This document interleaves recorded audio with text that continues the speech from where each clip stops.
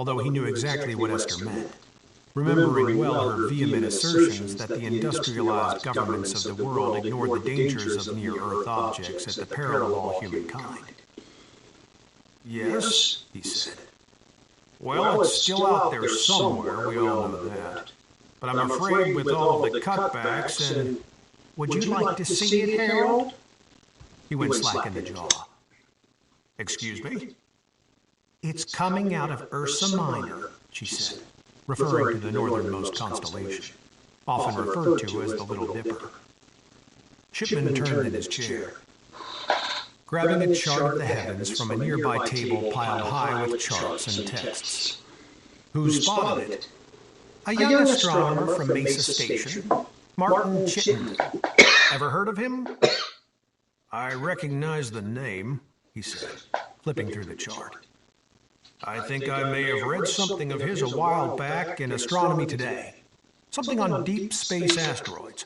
Lots of conjecture. If I remember correctly, he thinks we're not paying enough attention to empty space." "Turns out we haven't been," she said, her expression tightening along with the grip on her cane. "Esther, what's going on? Are you telling me we're actually going to be hit?" "We've got about 80 days to impact." 80 days? How big is it? 3.2 kilometers. My God. And it's coming at us so fast it'll make your eyeballs roll. "But that just can't be," he said, scanning the same chart he'd seen thousands of times. "There's nothing out there, Esther. You know that." "It's coming from the great beyond, and it's maybe as old as the Earth." He turned the chart on the desk for her to see. "Show me where." She used the tip of her cane to indicate the northernmost star in the sky. "The brightness of Polaris has probably helped to keep it hidden all these years, like the red baron coming out of the sun." "Thor's hammer," he muttered.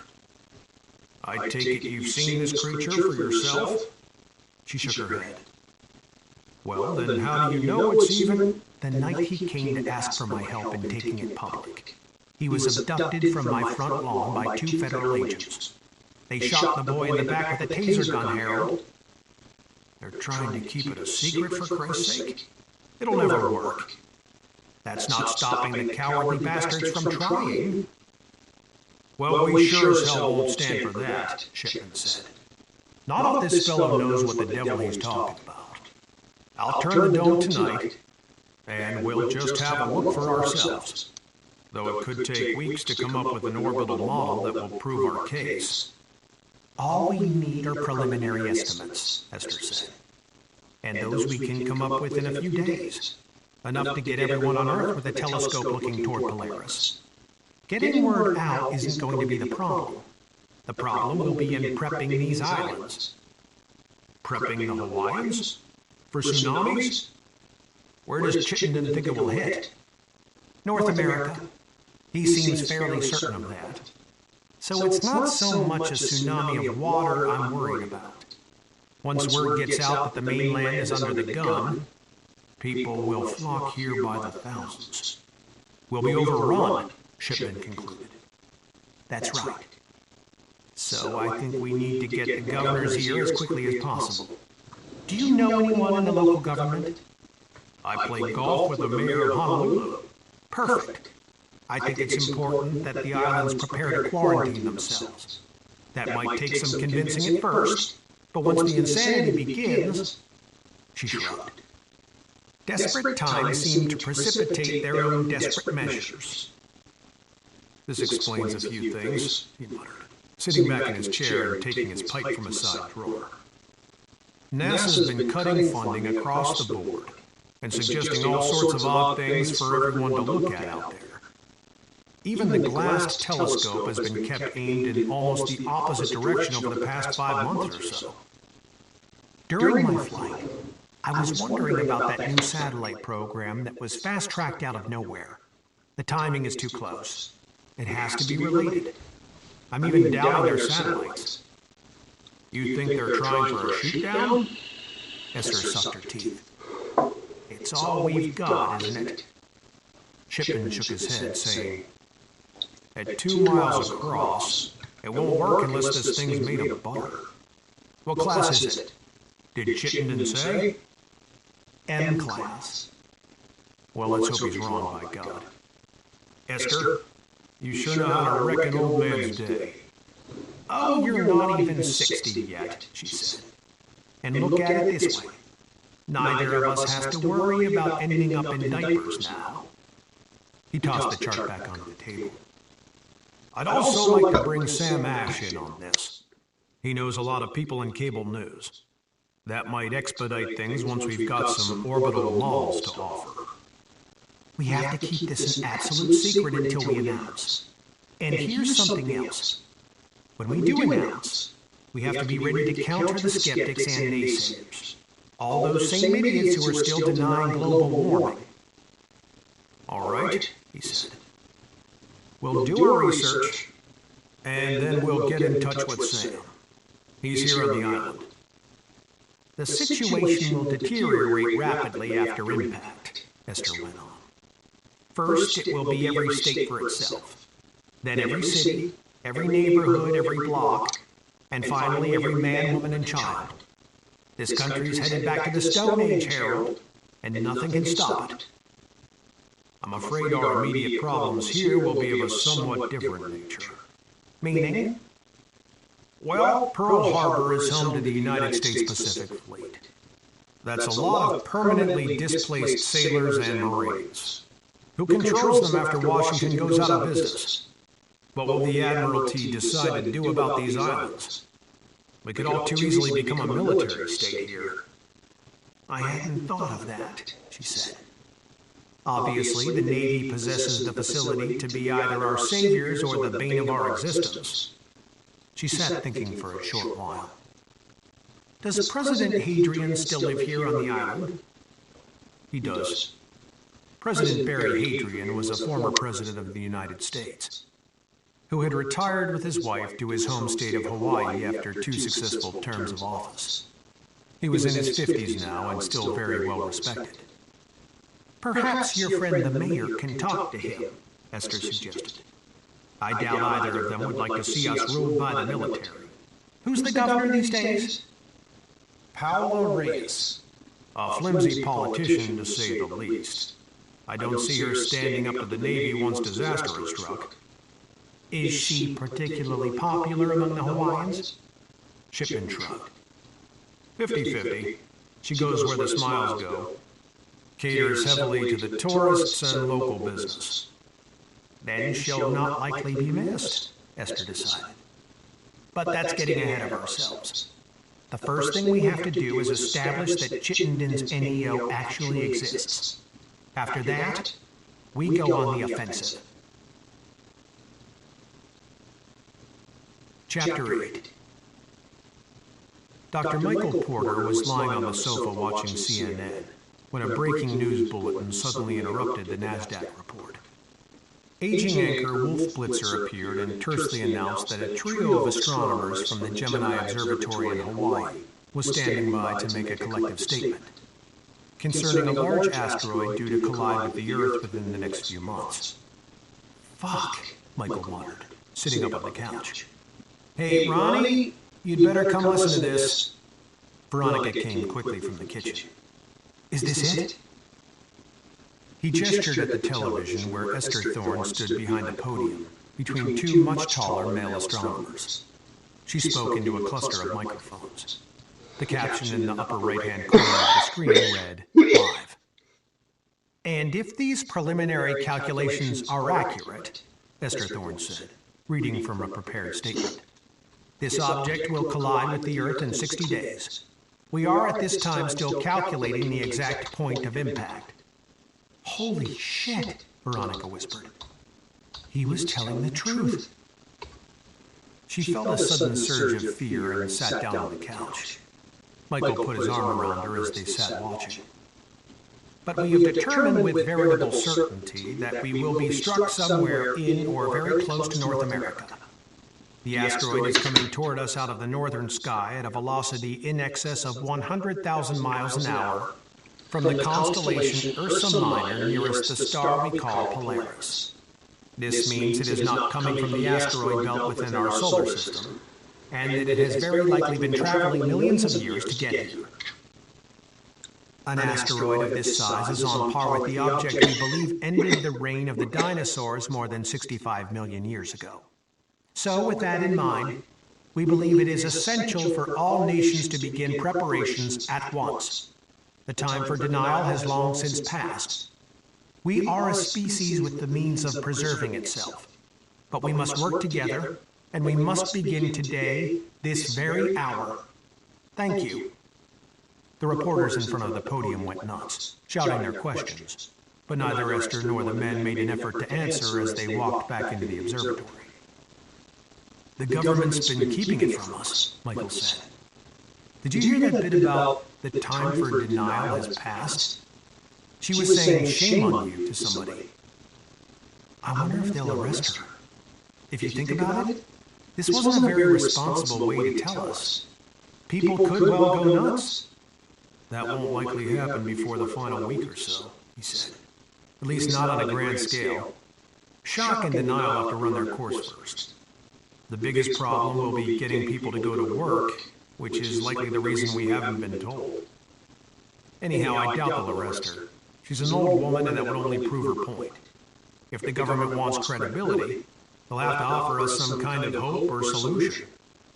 As if on cue, Wolf Blitzer announced the President of the United States live from the White House.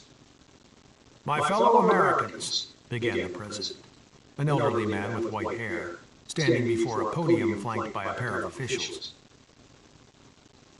"The time has come for me to share with you a discovery of great significance." When the President was finished, Veronica opened her phone and selected Forrest's number, pressing the call button. "Hello, Veronica," Forrest answered in a quiet voice a few moments later. "Jack, the story broke 10 minutes ago on CNN." "Who broke it?" "A group of astronomers in Hawaii." The President spoke right afterward. "Did he speak live in front of reporters?" "It was live from inside the White House, no reporters. He only spoke for about 5 minutes." "Were there two other men in the shot with him?" "You saw it?" "No, it wasn't live. That announcement was taped weeks ago. Listen, pay close attention to whatever he says when he's live and in front of the media. Soon he'll have to respond directly to whatever assertions are being made by these astronomers.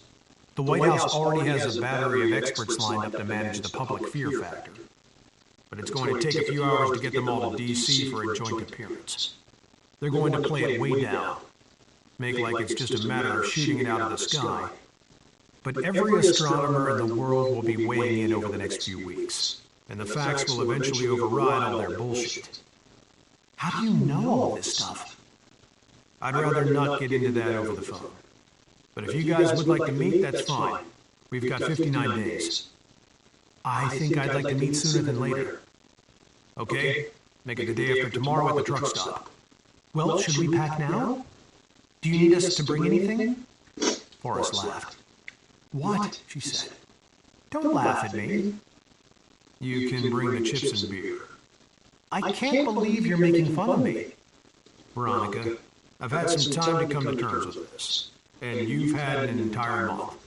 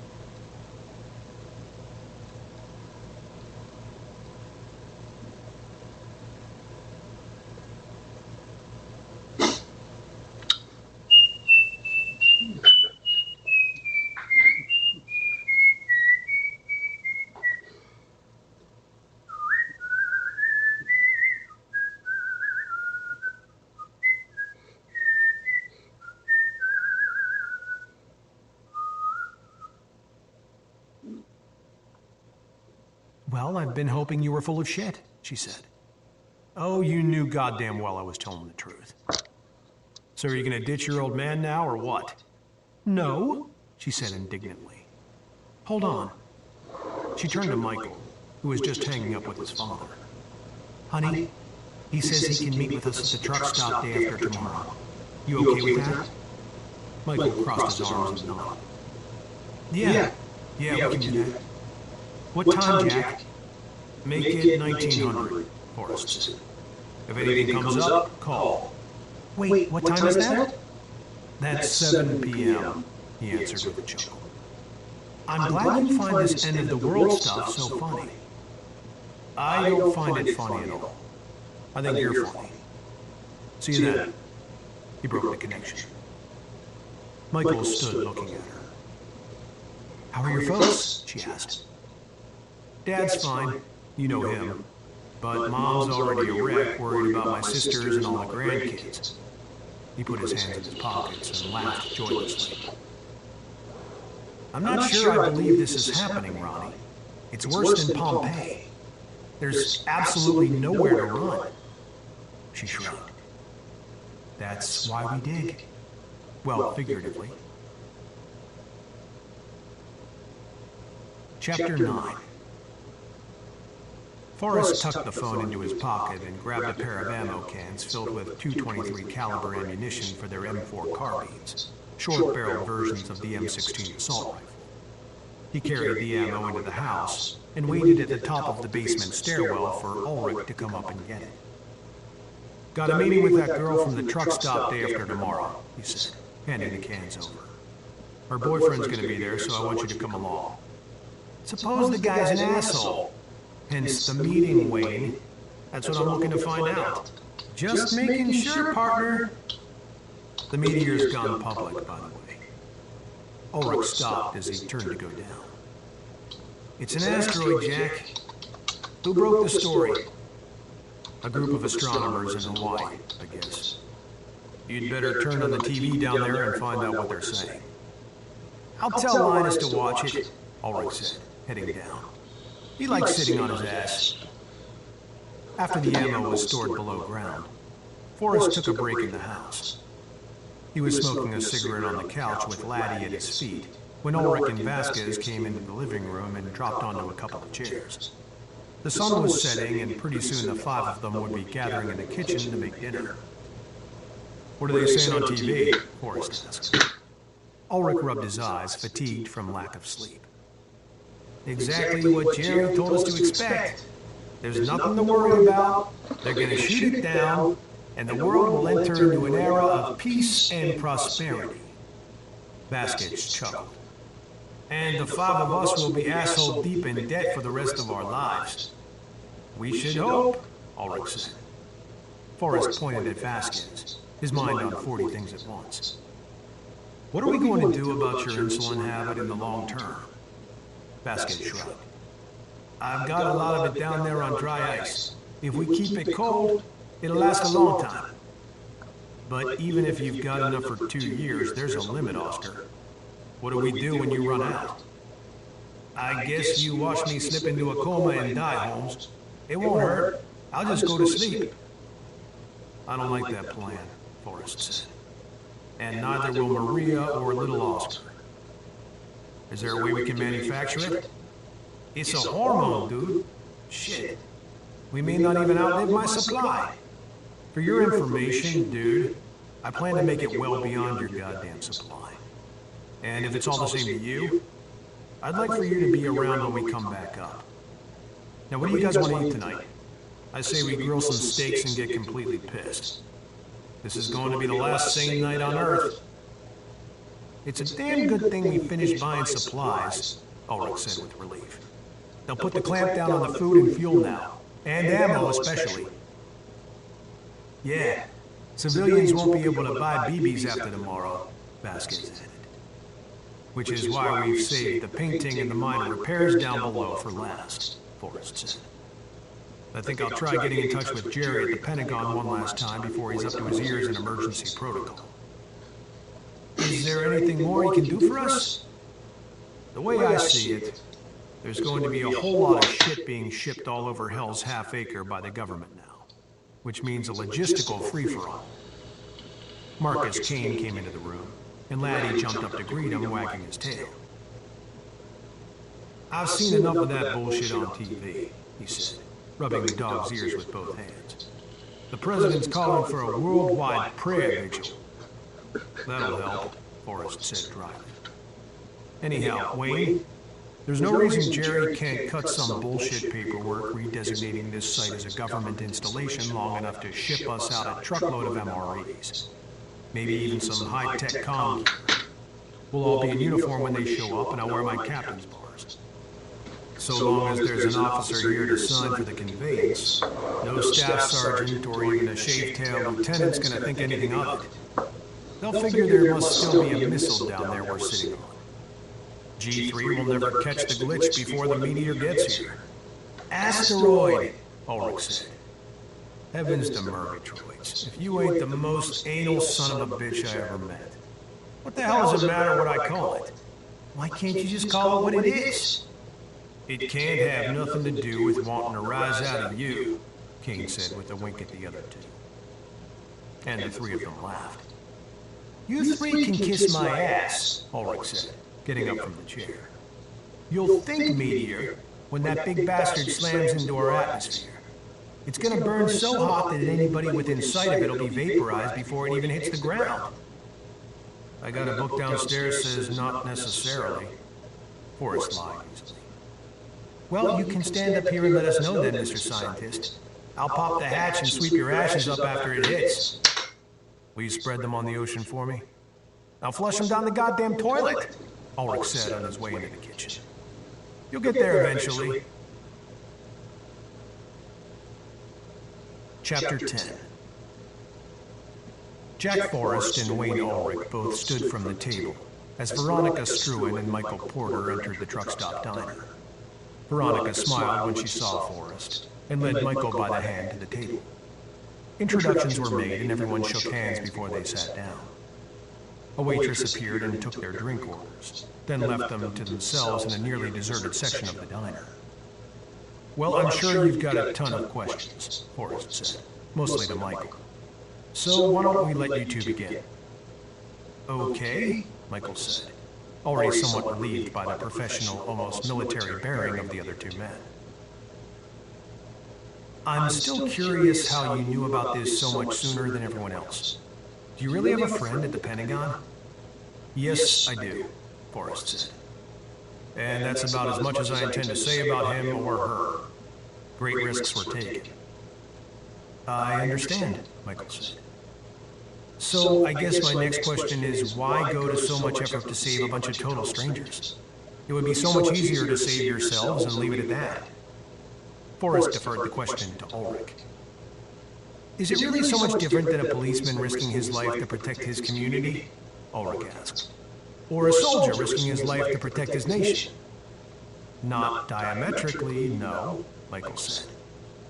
But in actual practice, I believe that soldiers tend to fight for one another rather than for king and country. Yes and no, Forrest said. When we were in combat, sure, it was for the team. But it was for king and country that we volunteered in the first place. So, you equate military service with what you're planning now? Wayne, myself, and the other 3 men in our group have spent all of our adult lives defending people, Forrest explained. Be they Americans or the innocents of some other country, which does not make us heroes. We're just particularly well trained for this kind of thing, and we feel a certain amount of responsibility. Particularly well trained how? Veronica asked. We're retired Green Berets, Ulrich said. Special Forces operatives. And in the Special Forces, we're trained to operate in small groups, as small as practical for any given operation. Which means that each man has to be as broadly trained as possible. The training can range widely from foreign languages to the piloting of rotary-winged aircraft. So, you've been in combat? Michael asked. Shot people? The 2 soldiers glanced at one another. We've fired a few rounds in anger, yes, Forrest said dryly. I'm not trying to sound like an adolescent, Michael said. I'm very curious about what sort of people you are, your backgrounds. Maybe we're a little unused to being questioned about certain things, Ulrich offered. I suppose that's something we're going to have to get used to now that we'll be living among non-military personnel. Do any of you have families? Veronica asked. Most of us do, Ulrich said. Only Jack and our buddy Marcus are single, though Jack's technically... He looked at Forrest, unsure how to continue. What he means is that technically I still have a wife, Forrest explained. But we've been separated for about 18 months now, and she won't be joining us. Veronica was surprised and even a little disappointed to learn that Forrest was married, but she couldn't tell whether it was his decision for his wife not to join them, or his wife's. So she asked. It's hers, he answered matter-of-factly, maintaining the military bearing.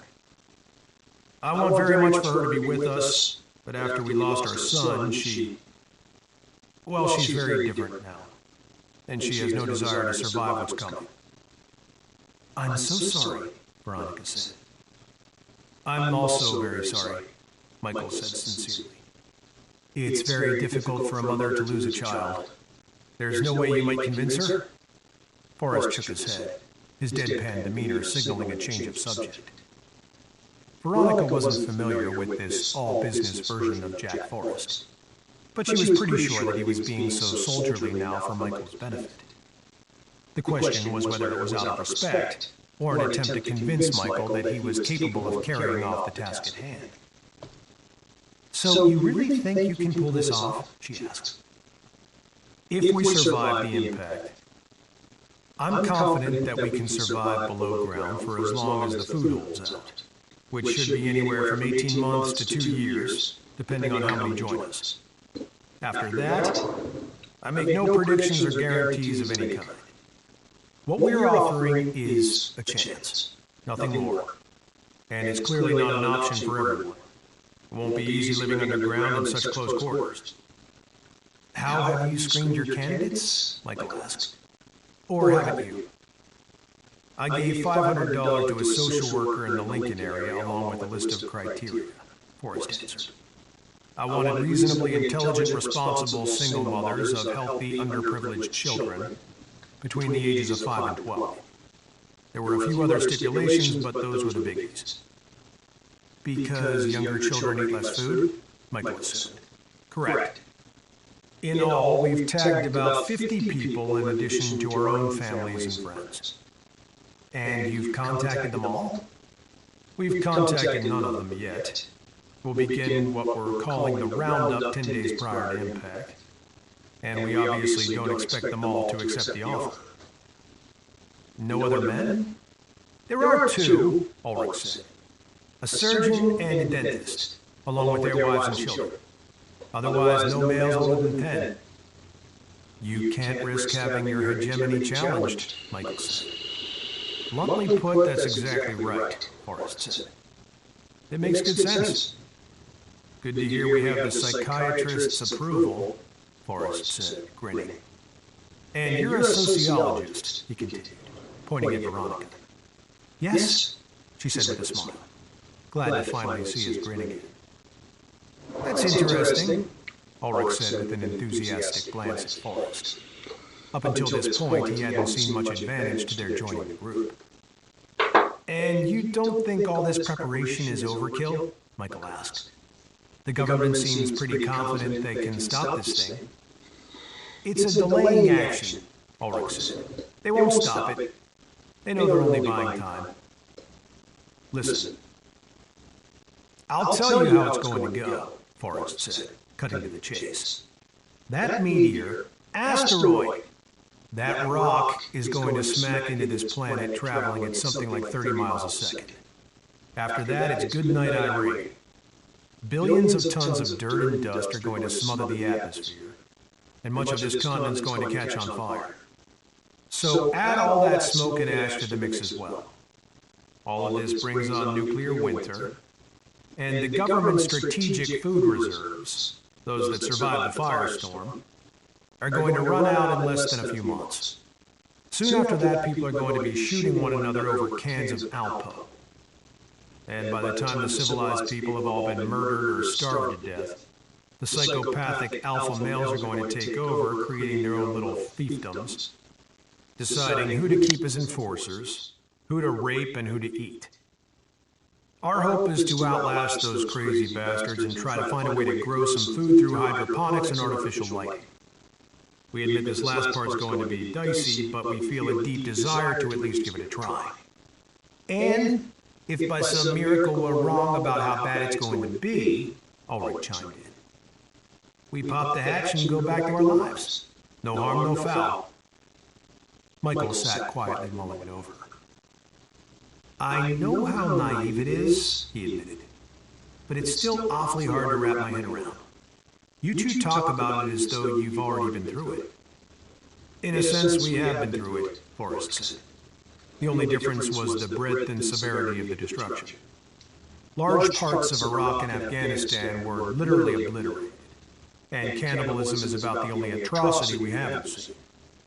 Make no mistake, life's going to be a living nightmare for most of those who survive beyond the first few weeks. Would it be possible for us to see this place of yours? Veronica asked. You know, before we make our decision? Most of our potential guests will have to accept our offer sight unseen, Forrest said. But if you two are willing to be blindfolded for the first 50 miles of the drive, I think it's doable. You'll have to stay the night with us below ground, however. I'm not making a second 200-mile round trip tonight. She looked at Michael, and he looked at Forrest.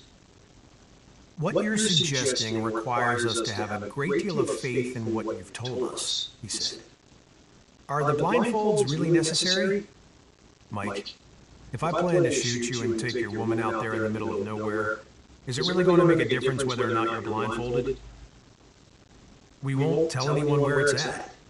I know you won't, Forrest said. But you certainly would if you knew where it was. I want to see it, Michael, Veronica said. We'll probably be dead in 2 months anyhow. Let's take the chance. Michael gave her a look. Listen, Mike, Ulrich said. If it's any consolation, I don't care whether you join us or not. I mean, we could probably use your psychological expertise, but we've already got more names on the list than we can feed long term. And my biggest fear is that the majority of them are going to accept our offer. Then why ask so many? Veronica said. Ulrich thumbed toward Forrest. Because he won't listen to reason. Michael had paid very close attention to the way Ulrich and Forrest comported themselves from the moment he set eyes on them, and so far neither one had said or done anything to make him believe they were being deceptive. Okay, he said at length. I guess we'll take the chance. The ride to the silo was long and uneventful, and Ulrich allowed them to remove their blindfolds after they'd gotten off the interstate.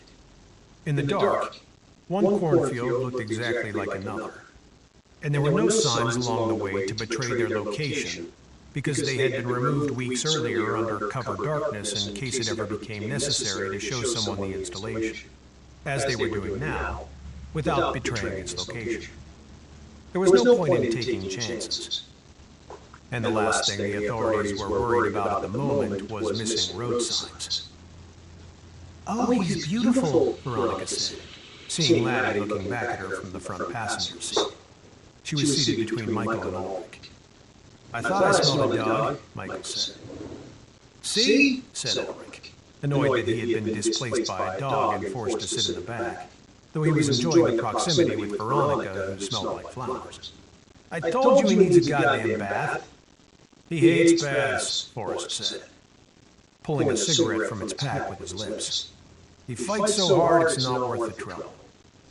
He lit the cigarette and winked at the dog. A mile from the site, Ulrich asked them to put the blindfolds back on.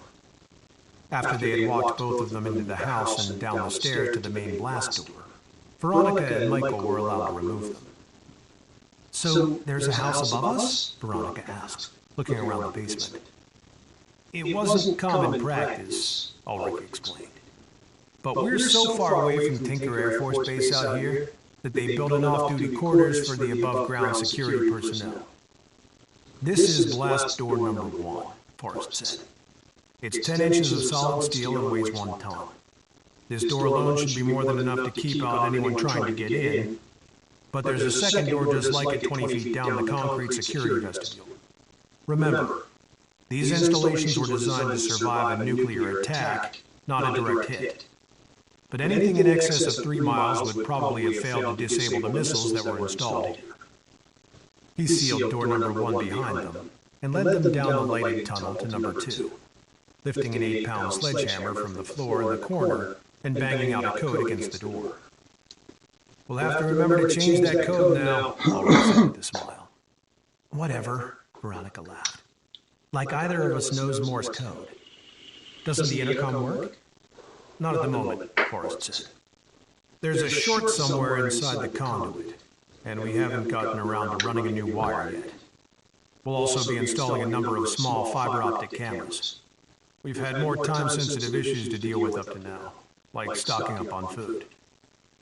The door opened a minute later, and there stood Marcus King, a look of surprise on his face.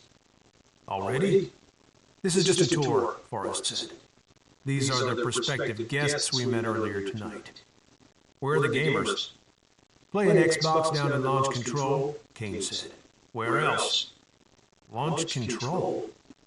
I thought you said the missiles were gone, Veronica said.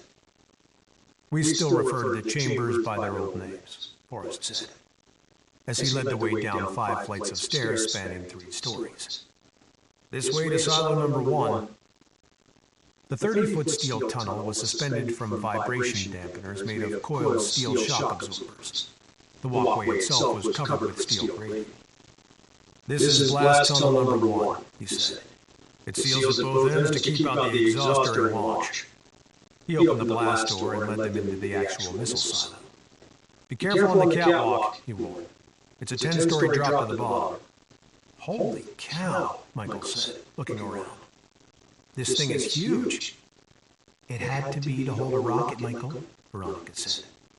I'm sorry, honey, I forgot you knew all about missile silos. Perhaps you'd like to give the tour? Shut up, she said, looking over the railing to the bottom, where she saw a veritable pyramid of cardboard boxes.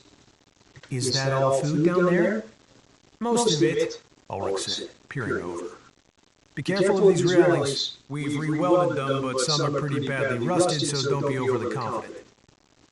Is all that food as well? Michael asked, gesturing at the boxes and crates stacked all around the silo's many levels. Levels originally used to allow Air Force personnel access to the missile's many systems. There were 9 levels, 3 above where they stood and 5 more below. Most of it, Ulrich repeated, not being overly informative. My God, you guys have been busy, Michael said. It's like a warehouse. That's the idea, Forrest said. Let's head to launch control. In launch control, a perfectly round room full of steel shelves filled with everything from foam cups to ammunition. They found Kane, Oscar Vasquez, and Linus Danzig all sitting in expensive office chairs before a large-screen television playing Halo. Forrest introduced the men around and everyone shook hands. This was the brains of the installation and remains so today, Ulrich explained, showing them the main console. Once the above-ground cameras are installed, we'll be able to see what's going on up there at all times, both inside and outside the house. These 3 monitors will run on battery power most of the time. There are large dry cell batteries down those spiral stairs, which will be kept charged by bicycle generators. So the more people we have down here, the fewer turns we'll have to take at riding the bicycles. And suppose the asteroid hits close enough to destroy your cameras, Michael said. What then? We'll be blind as bats down here until we're able to go up and replace them, which could be anywhere from days to months after impact. What about fresh air? There are 2 ventilator shafts with filtration systems, Forrest said. But to be honest, those are this facility's one vulnerability. 50 people suck a lot of air, and if those systems are compromised, we'll have to take steps. Steps? Drastic measures. Like lowering the lift elevator or opening the main entrance in order to allow in new air, which may well be contaminated. The blast tunnels, however, will remain sealed at all times, which will allow both silos to stand as fresh air reservoirs in case there is ever a problem with ventilation. They'll buy us a few days at least. So, someone up there could sabotage the ventilation shafts? Michael said. Potentially, yes, if they find us and if they know what to look for. But it's not like we have to sit down here and just let them do it either, Ulrich said. If they can move around up there, so can we. And with our NBC suits, that's for nuclear, biological, and chemical, we'll be a lot less vulnerable to whatever contaminants there may be. And unless we're vastly outgunned, we're confident we'll be able to reduce any such threat without a great deal of trouble. I like the term reduce, Veronica said with a smile. It's got such a gentle feel about it. We'll be anything but gentle if and when the time comes, Danzig remarked, rocking back in his chair and squirting a large glob of cheese whiz into his mouth. You can believe that. So you do have weapons then? Michael said. Absolutely, Forrest replied. Like I said, it's our intention to survive this thing. Have no illusions. Cruel times are headed this way. And in order to live through them, we may well be forced to make some heartless and selfish decisions. Like ignoring starving children at the gate? Veronica said. Once we seal door number 1 behind the last guest, it doesn't open again until after impact. And then only if it's absolutely imperative in order to protect the integrity of the installation. I don't care if 50 starving children come scratching at the door. Veronica looked at Michael. How's that for a reality check? Michael shrugged his shoulders. Unfortunately, they're right. That's why it's called a Holocaust. You can't possibly save everyone who deserves to be saved. Ulrich smiled. I think you and I might get along, Doc. Forrest chuckled. 2 bloodless bastards. He led them down the hall to the adjoining living and sleeping quarters, each about the size of a classroom, explaining that by day the bedding would be rolled up and stored along the walls. It's going to be a bit cramped, he conceded, but I think we'll manage okay. I don't think white's a good color for these walls, Michael said at once. Professionally speaking, that is. You might want to consider a bright yellow or a lime green like you've used in the tunnels, something to cheer up the environment. White is too stark. And stay away from orange and red, especially orange, They're inflammatory colors. Forrest and Ulrich exchanged glances. Can you think of anything else? Ulrich asked, interested. Well, what do you have planned for recreation? Michael asked, aside from the bike riding. We've got a huge selection of DVDs and video games, Ulrich said. Lots of books, music CDs. What else? The soldiers looked at each other again. That's not enough? Now it was Michael and Veronica's turn to exchange glances. Veronica even laughed. No, Michael said. Not unless you want these people going stir-crazy down here and slitting their wrists after 6 weeks. You're talking about 24 months of virtual sensory deprivation and a total lack of sunlight. They're going to need real stimulation, the opportunity to create, to use their imaginations, distraction. Hey, Mike, this isn't a theme park, Forrest said. It's a bomb shelter, man. Nobody said it was going to be fun down here. There's only so much we can do for good times. Maybe they can get creative in the kitchen or something. Veronica laughed again. I think you guys have been blowing things up for too long. These people aren't soldiers, Jack.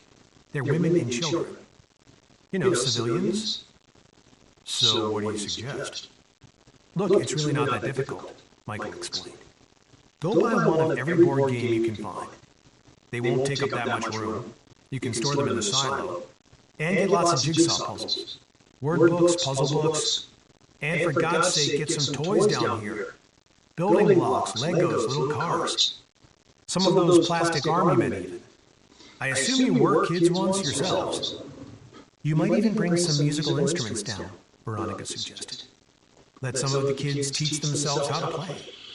A few of them are bound to have some natural talent. And what about some puppets? They can put on puppet shows for each other. Little kids love that stuff. Things they can apply their imaginations to. Forrest looked at Ulrich. You getting all this? I'll send a dynamic duo out tomorrow, Ulrich said. But I'm drawing a line at musical instruments. I'm not listening to that goddamn racket. Forrest chuckled sardonically. As you might imagine, he's great with kids. Next up is the kitchen and the mess facilities, Ulrich said, leading the way, both of which are equally cramped. When the tour was finished and after the sleeping arrangements had been made for the night, Michael and Veronica sat down and launched control with all 5 of the men. I have to be honest with you, Michael said. I think 50 is a bridge too far. I think you should cut that number in half.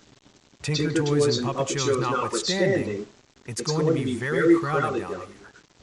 Tempers are bound to flare even if things are going well. And I don't think you should count on them going well. It's human nature to complain. You're starting to sound like him, Forrest said with a nod toward Ulrich. Nobody said this was going to be easy or fun. But why not increase your chances for success? Veronica asked, stroking Laddie's head as he stood panting alongside her. It's better to save 20 or 30 than to almost save 50. Wouldn't you agree? You're beating a dead horse, Ulrich said. He's intent. I reiterate, Forrest said. I do not believe that everyone's going to accept our offer. So you're the supreme commander here? Veronica said, purposefully asking a potentially provocative question in front of the other 4. I'm in command, yes, he replied without blinking. I was their commanding officer in the army, but now we're all friends of equal standing, and it's been agreed that I'm to lead. Only a vote of 4 to 1 can overrule one of my decisions. And what about your civilians? She asked. Do they get a vote? No. Is that fair? Do I strike you as a tyrant? He asked, digging the pack of cigarettes from his shirt pocket. I'm not in this because I get my rocks off telling people what to do. Authority comes with a lot of responsibility, and the fewer orders you have to give, the better. Michael did not fail to notice that Forrest was smoking a lot, and that he was obviously under a lot of stress. Do you plan to smoke down here after the civilians arrive? I'll do my smoking in the cargo bay, he said. That's where the lift elevator is located. There are 2 blast doors separating the bay from the main complex. I take it you've stocked up on cigarettes? I've been smoking for a long time. I intend to cut back, maybe even quit. But now is clearly not the time for me to attempt to do that. No, of course not, Michael said. Only curious. You're analyzing me, Forrest said. I get that. You're a shrink, and it's probably to be expected. So what's your evaluation so far? Well, we could talk about that later if you Lay it on me, Doc. I don't keep secrets from these guys. Do you think I'm a narcissist? Not at all. But at the risk of offending you, I will say that I think the loss of your family has... Michael? He asked, honey, so I'm telling him. I think the loss of your family has clouded your better judgment in terms of how many people you should try to save. Beyond that, this seems like an entirely worthwhile endeavor to me, considering what's to come. And you seem to me a capable group of men. Ulrich exchanged glances with the others, none of them exactly disagreeing with Michael's observation about Forrest, though they had not considered the point before. Forrest had always been their leader, and soldiers weren't generally in the business of questioning their officers' motivations, though special forces operatives were typically allowed a higher level of input than members of the regular rank and file. How about you? Forrest asked Veronica. What do you think? You know, Michael said, I'm not sure she's entirely capable of offering an unbiased opinion where you're concerned. She's attracted to you. Michael? Veronica nearly shouted. That's not funny. I think thou dost protest too much. Are you going to deny there's chemistry between the two of you? If you are, then there's really no sense in my being a part of this equation, is there? She sat staring at him, her eyes angry and embarrassed. The other men stifled grins. Forrest, however, admired Michael for bringing it out into the open.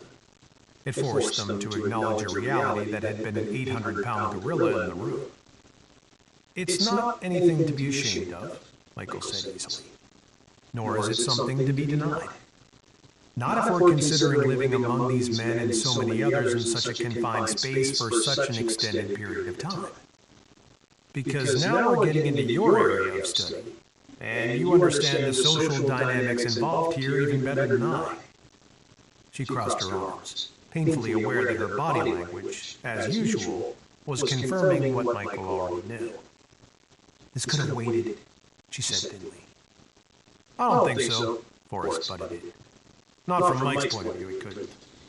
He turned his attention to Michael. I think Veronica's one of the most attractive women I've ever seen, he admitted. It's why I told her about our little project here. But the truth is that she reminds me of the way my wife Monica used to be. So, do I enjoy her company? Absolutely. Is it my intention to try and steal her away from you? No. And for the record, I don't feel that I could if I tried. Veronica realized that this was very probably only the beginning of the gender dilemmas they would all be facing if they chose to continue with this attempt. Women were going to be commoditized the world over. There would be no forestalling that phenomenon after the asteroid hit. Females enjoyed parity with males only as a result of law and order. And while this concept was fascinating to her from a sociological perspective, as a woman she was frightened by it. This was not some collegiate hypothetical case study. Humanity was on the very brink of being thrust into a world where the strong would hold absolute dominion over the weak. May I assume that I'm to have at least some say over who I do and do not choose to be with? She said, looking between the two of them. Forrest grinned. I was merely stating my opinion.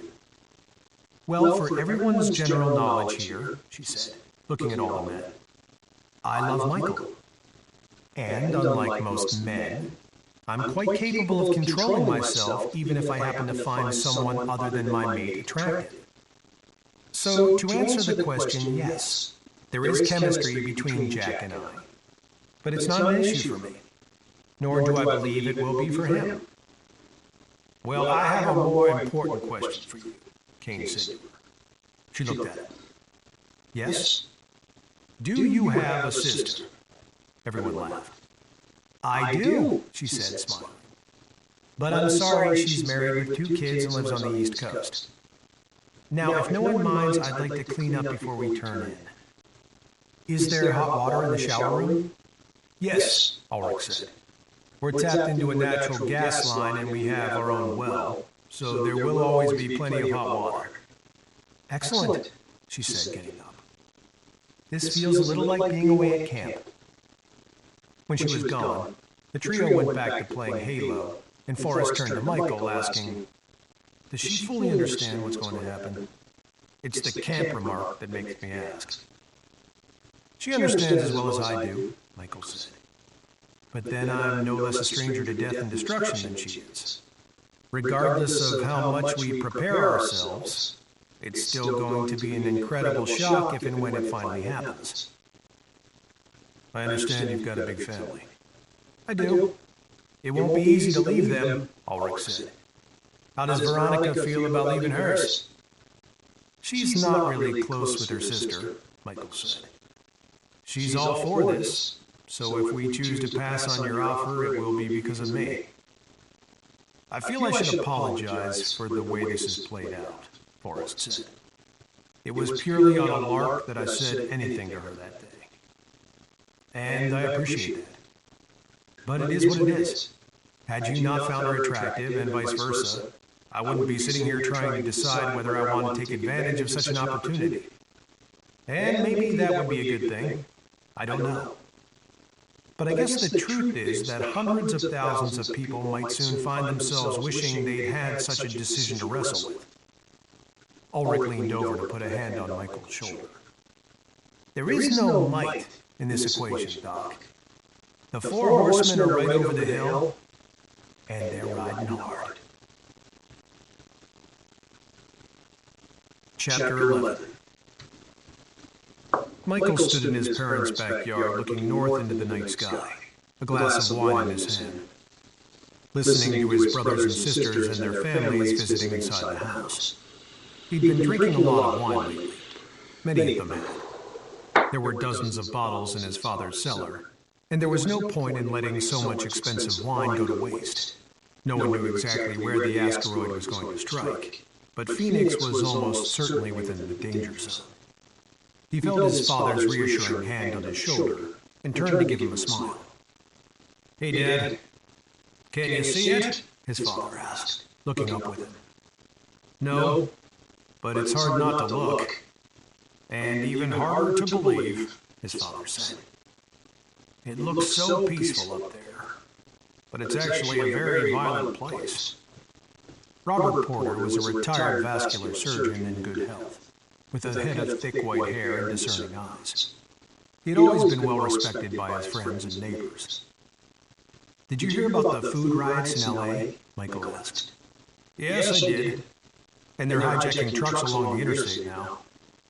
It's only going to get worse, his father said. Wait until the food actually runs low. The riots will be 10 times as big, and the army will be shooting people on the streets. There are police in every supermarket now, Michael said, to keep people from hoarding. Nobody's allowed to buy more than $50 worth of groceries at a time. Your mother tried to withdraw $1,000 from the bank this morning. There's a $200 a day limit on withdrawals now. People have stopped paying their bills.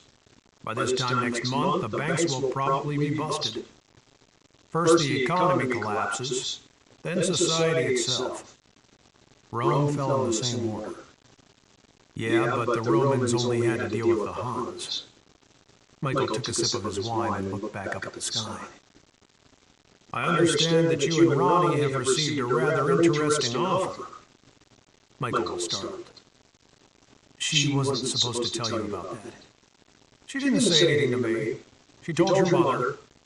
And you know how good your mother is at keeping secrets. I didn't want her upsetting you guys, Michael said, glancing back at the house for a glimpse at Veronica. He could see the rest of the family talking. His mother was going on about the importance of the prayer vigil again, insisting that God couldn't possibly refuse to save them if the entire world was joined in prayer. We're not upset, his father said easily.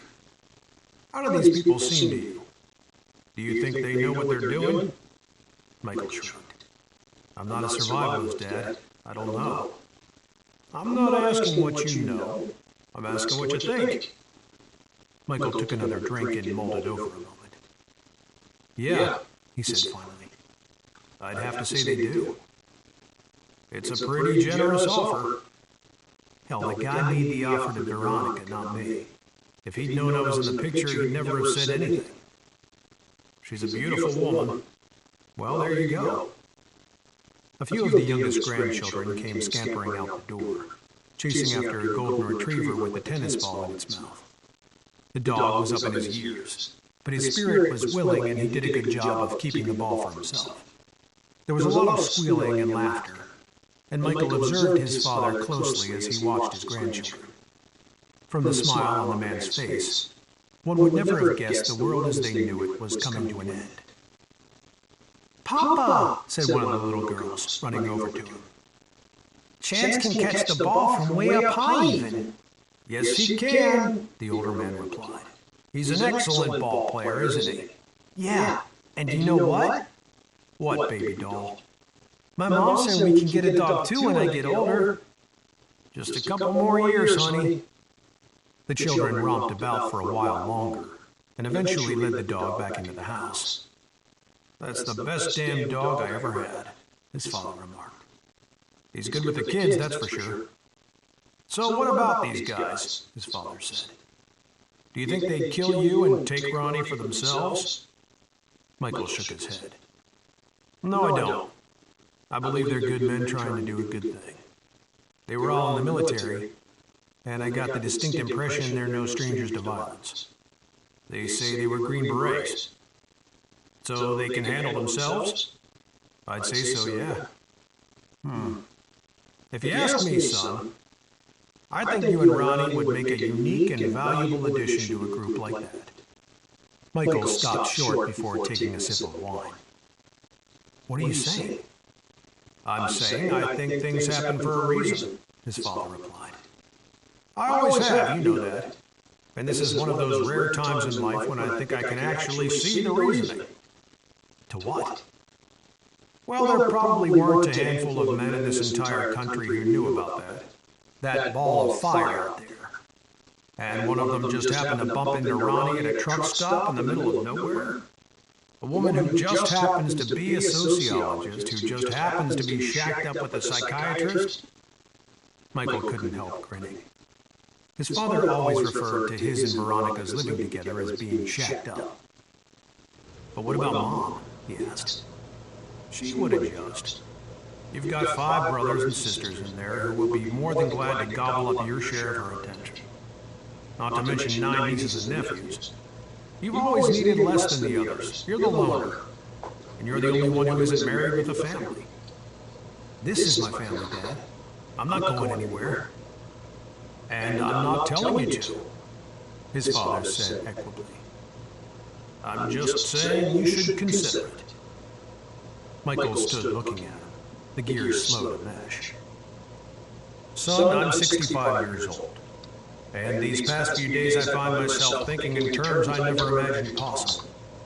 Do you realize that I may actually have to take your mother's life at some point within the next year, depending on how things go? Michael whirled the wine around in his glass. I try not to think about it, actually. Now, as for my daughters and my daughters-in-law, his father went on, those decisions will be up to my sons and my sons-in-law. Your mother is my only concern. She's the one person I have to look after, my sole responsibility. The rest of you are adults and you're responsible for your own families. Though I expect us all to be together until the end. But who knows when that will be? Or how much of a living hell we'll have to endure just to get to it. I won't watch your mother starve to death or be violated. I won't allow her dignity to be taken away from her. And to be perfectly honest with you, I'd much prefer it if at least one of my children was someplace safe when that ghastly type of decision is being made. The gravity of his father's point was not lost on Michael, and he told him so. But I'd feel like I was running out on you guys, Dad. That's because you're still looking at the world as it is, son, not as it's going to be. He pointed into the sky. That thing is coming, and by this time next year, 90% of this country's population will be dead of starvation. But during the months leading up to that, do you think your brothers and sisters are going to be taking food from their kids' mouths and giving it to their nieces and nephews? Dad, come on, my God. His father looked at him with one of those fatherly expressions. Now who's in denial, Doctor? I hope you don't start talking like this to any of them, Michael said. Jesus Christ. Frankly speaking, son, they're not equipped to handle the truth. You are. And that's why I don't believe it was simply a matter of chance that Ronnie ran into that guy. She'll stay here and die with you if that's what you want, because she loves you. But I don't think that's a responsible thing for a man to ask of a woman, particularly of a woman so willing. It's a betrayal of her faith. Michael again looked thoughtfully into the wine glass. And she'd never say so, but I know she feels that way, at least on some level. If you don't take her, I'll tell her to go without you. She won't listen, but I will tell her. Michael was ashamed of himself for it, but he was grateful that his father had given him this reprieve. Okay, he said quietly. And you might want to talk to your brother Stephen about taking your niece along, his father added. Which one? Well, the twins are both a little young, wouldn't you say? Melissa? She's as bright as a light, his father said. And her future was equally bright until that rock up there happened along.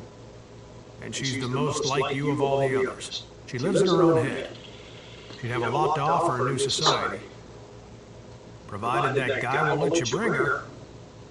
He probably would, but there's no guarantee that There are never any guarantees, Michael. It's a chance, that's all. But it's more of a chance than 99% of the rest of the world has.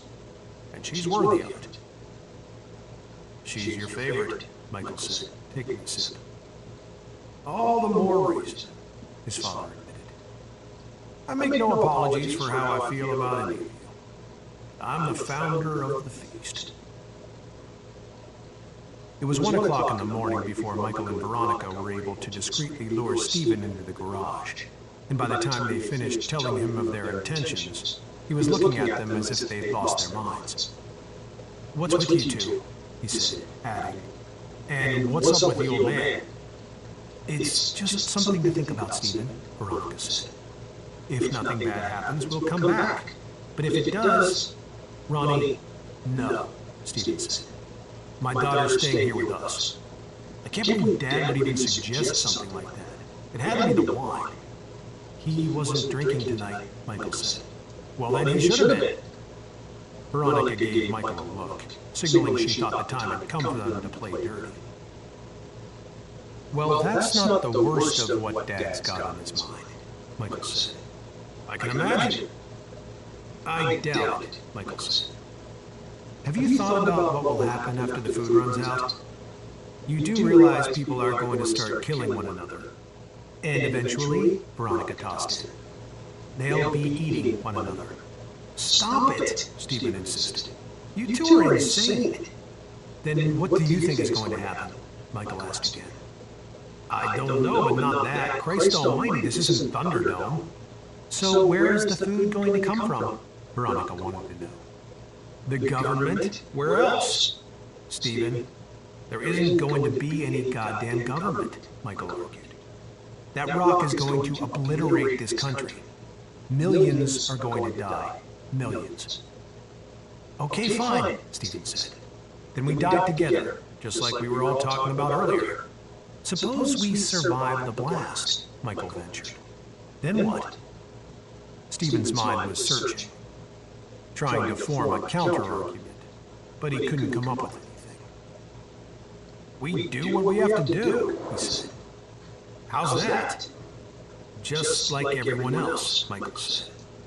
And what happens to Melissa if you get killed by some psychopath over a can of dog food? We're not talking about a temporary downturn in the economy. We're talking about the end of society, and it's going to happen. Stephen stood leaning against the fender of their father's car and didn't respond. You don't have to decide tonight, Michael said. There's time. But consider this.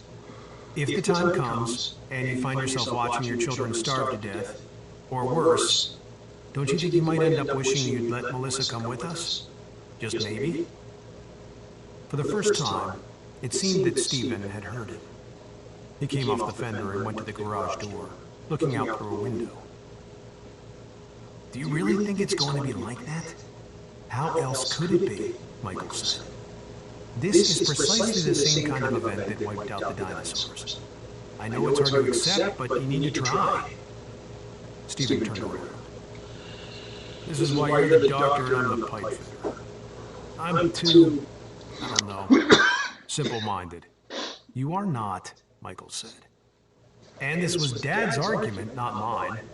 I'm only just now coming to grips with it myself. And you'll bring her back if things aren't too bad? Of course. I don't know if we'll be able to get Cindy to go along with this, Stephen said. You're going to have to really scare the shit out of her. I can't be the one to do it.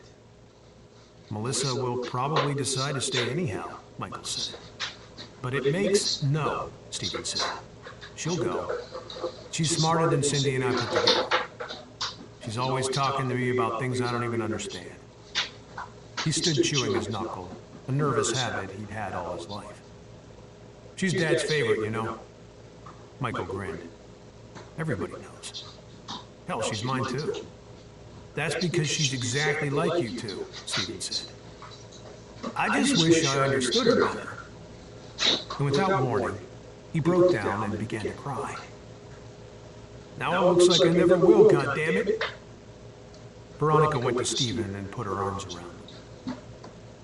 She knew that scenes all too similar to this one were playing out all across the planet, and she couldn't help feeling slightly detached from it all. Perhaps it was because she had never been close with her own family, but she found the idea of having a front row seat to the end of civilization morbidly fascinating. And now that Michael had decided they would join Jack and the others after all, she found herself feeling almost excited. This was going to be the ultimate sociological paradigm. It's not fair, Stephen was moaning. I have to give my baby away. I can't fucking believe this is happening. Chapter 12. The asteroid wasn't due to strike for 14 more days, but Forrest had asked Veronica if she and Michael would be willing to come early in order to help them with the final preparations. There were still certain items that needed to be purchased, like batteries, deodorant, toilet paper, which was bound to run out no matter how much they stocked, and other miscellaneous. There was also still a lot of organizing to be done below ground. Forrest arranged to meet them at the same truck stop where he had met Veronica. Right on time, a black Volvo station wagon pulled into the lot and drove straight over to the Humvee, where he sat behind the wheel smoking a cigarette. The unexpected sight of the pretty teen with curly brown hair in the back seat should have annoyed him, but it didn't.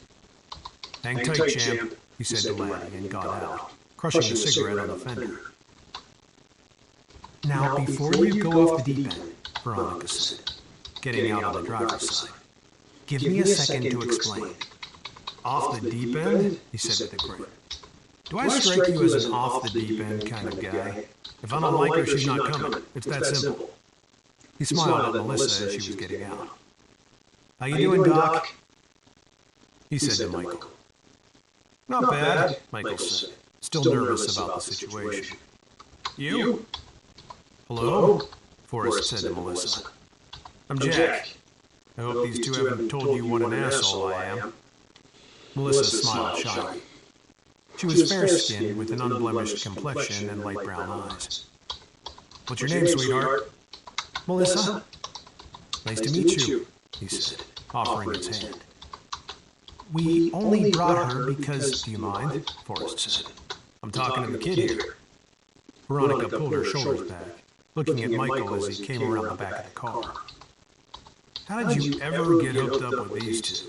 Forrest asked the girl. "Michael's my uncle," she said, grinning. "Have they told you about my master plan to take over the universe?" "Yeah," she answered, laughing softly. "And you're sure you want to join us?" "Yes," she said. But I have a question. Only one? Will I be able to call my parents every day until... Until what? Veronica spoke up. Until the I'm not talking to you, he said in a sing-song voice. Melissa giggled. Until what, honey? Until the asteroid comes, she said, her eyes smiling. I'm making sure you understand the gravity of the situation, he told her. I'm not trying to be a jerk. She nodded. I understand. Okay. And you know there's no guarantee we're going to survive? I know that, she said. But somebody needs to try. I agree, he said, deciding he liked her. And yes, you can call your parents as much as you like until the meteor comes. I thought it was an asteroid. Forrest chuckled. I stand corrected. He at last turned his attention to the adults, noting the station wagon was full of boxes. Bring enough shit? Most of it's books, Michael explained. You know, for helping to pass the time. All right, Forrest said. Let's get the boxes loaded into the Humvee. Your bags you can tie to the roof rack. You mean we can't take my car? Veronica said. Nope. Can't leave anything parked above the site to give the impression anyone lives in the house. It needs to look deserted. I told you, Michael said. Veronica gave him a look. Fine, she said, tossing her hair over her shoulder and turning to open the back door. This is the first car I ever bought new. Forrest exchanged grins with Michael, asking, Were you planning on driving it around down in the silo? Shut up, Jack, she said, wrestling a box from the seat. I brought all sorts of books, Michael said. Fine. Come on, kid. Let's go get something to drink while these college pukes do the lifting. Okay, Melissa said, following them off toward the station. Veronica stood with the box in her arms, watching them. Did you see that? He didn't complain one bit over her. Did you really expect him to? Michael asked, pulling another box of books from the rear compartment. She's a pretty girl. She's 15, Michael. Oh, for God's sakes, Veronica, that's not what I meant. Melissa affects everybody that way. She likes him too, I can tell. What, are you jealous? He asked, chuckling. Shut up, she said. I was just commenting. Inside, Forrest picked up an empty cardboard box the clerks had left on the floor and gave it to Melissa. Load that up with whatever you want. I have to use the restroom. You mean just for me? She asked, confused. Does you mean something different out there in Colorado? No, she said bashfully. I haven't bought anything for a kid in a long time, he said, his smile waning. I've got some catching up to do. What do you like? She asked, glancing around. There were bare spots on many of the shelves, but the candy was still plentiful. Camels, he said. Filterless. She laughed. I'm not old enough to buy cigarettes. Looks like I lose, he said, heading for the restroom. Veronica and Michael were standing beside the Humvee waiting when Forrest and Melissa finally came out. All the boxes were loaded and their bags lashed to the roof rack. Melissa was carrying her box full of snacks. Who's all that for? Veronica asked. It's for the kid, Forrest said. So don't let me catch your fingers in the box. Melissa laughed. You can have some, Ronnie. You're too easy, he said, walking around to the driver's side. Load 'em up. Didn't take her long to get you wrapped around her finger, Veronica said, loud enough for only Forrest to hear. You're just jealous, he muttered, brushing by her.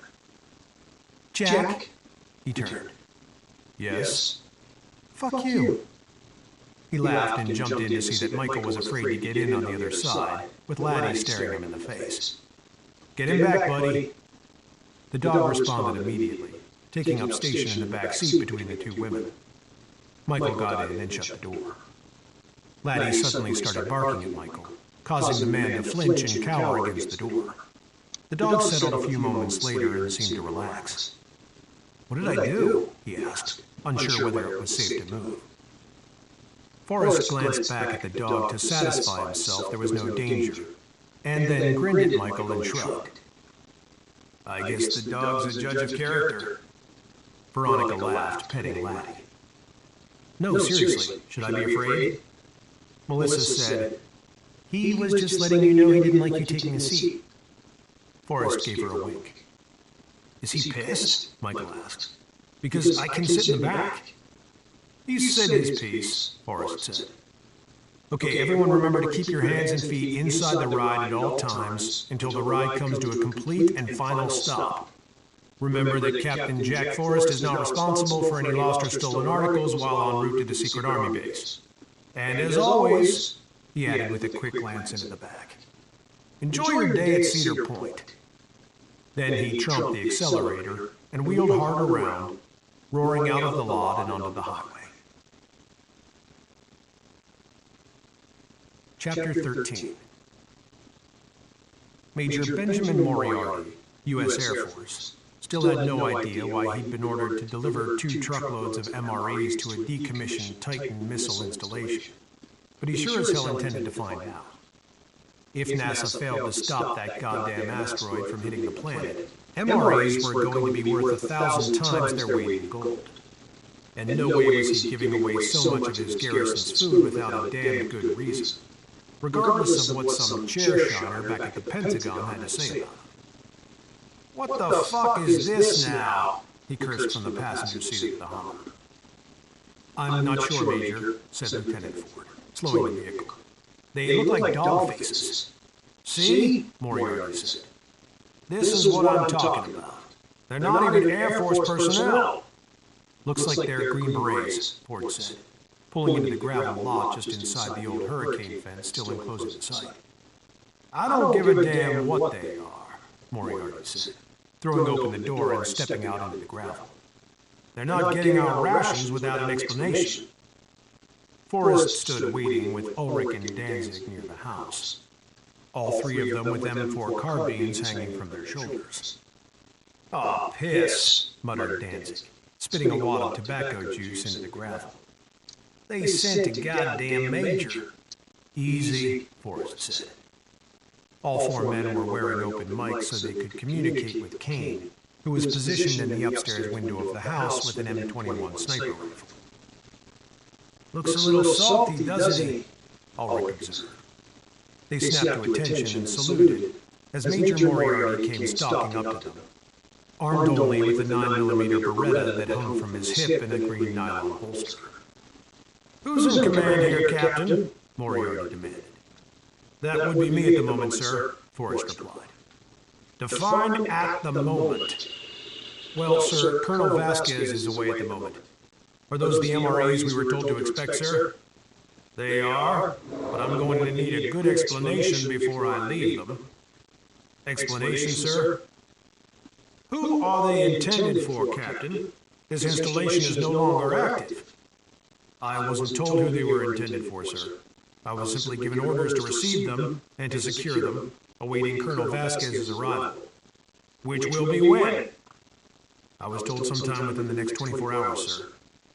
"Well, when the Colonel arrives, Captain, you can tell him to give Colonel Wells at Tinker Air Force Base a call. I'm not giving up these MRAs to an Army captain in the middle of nowhere. I don't care if he is Special Forces." "I was told your orders came straight from the Pentagon, Major." Moriarty stiffened, noting that Forrest had addressed him as Major this time rather than Sir, which was acceptable, but it put the 2 of them on a more equal footing, a nuance that Moriarty did not especially appreciate. "Captain, exactly what is this installation being used for now?" "I'm not at liberty to say, Major. It's classified." Moriarty stood mulling it over. "I'll just have a look below, then." "I'm afraid I can't allow that, sir," Forrest said. Neither he nor either of his men so much as twitching a muscle. "Excuse me, Captain?" "I said I cannot allow that, Major. My orders are very specific in that regard." "Do you mean to imply you intend to open fire on me if I attempt to go below?" "It means, Major, that my men and I will do whatever is necessary to carry out our orders." Forrest could see that Moriarty was considering whether to call his bluff, so he added, I should also like to inform the Major that he is being covered by a sniper positioned in the upstairs window of the structure behind me and to my left. Moriarty shifted his gaze to the upper windows of the house, and though he couldn't see inside, he didn't doubt Forrest's word. Green Berets were touchy bastards, the lot. Well then, as far as I'm concerned, Captain, this is a typical example of special forces trying to avoid protocol. And I don't intend to subsidize this kind of bullshit. So have your colonel give my colonel a call, and we'll see which has the bigger dick. With that, Moriarty turned and headed back toward the Humvee. Kane spoke into Forrest's ear from the upstairs window. Do you want me to take him out? I can hit all four of them from here. No, Forrest said quietly. We'd have to go below ground today and lock the door. These MREs were only a bonus. Just then, an Army green Humvee came into view at the bottom of the hill and started up the gravel drive. Shit, Ulrich muttered. this might force our hand. Kane, be ready to fire on my word, Forrest said. Roger that. Are you sure about this? Michael was asking, sitting nervously in the passenger seat beside Vasquez. Relax, Vasquez replied, pressing the Velcro-backed Black Eagle insignia of a full colonel onto the front of his Army combat uniform. But be ready to hit the deck. Oh, great, Michael nodded. I'm shitting my pants over here, Oscar. Vasquez shifted into low gear, climbing the grade. Get ready to look your part. He drove up, stopped alongside the nearest truck, and got out smiling.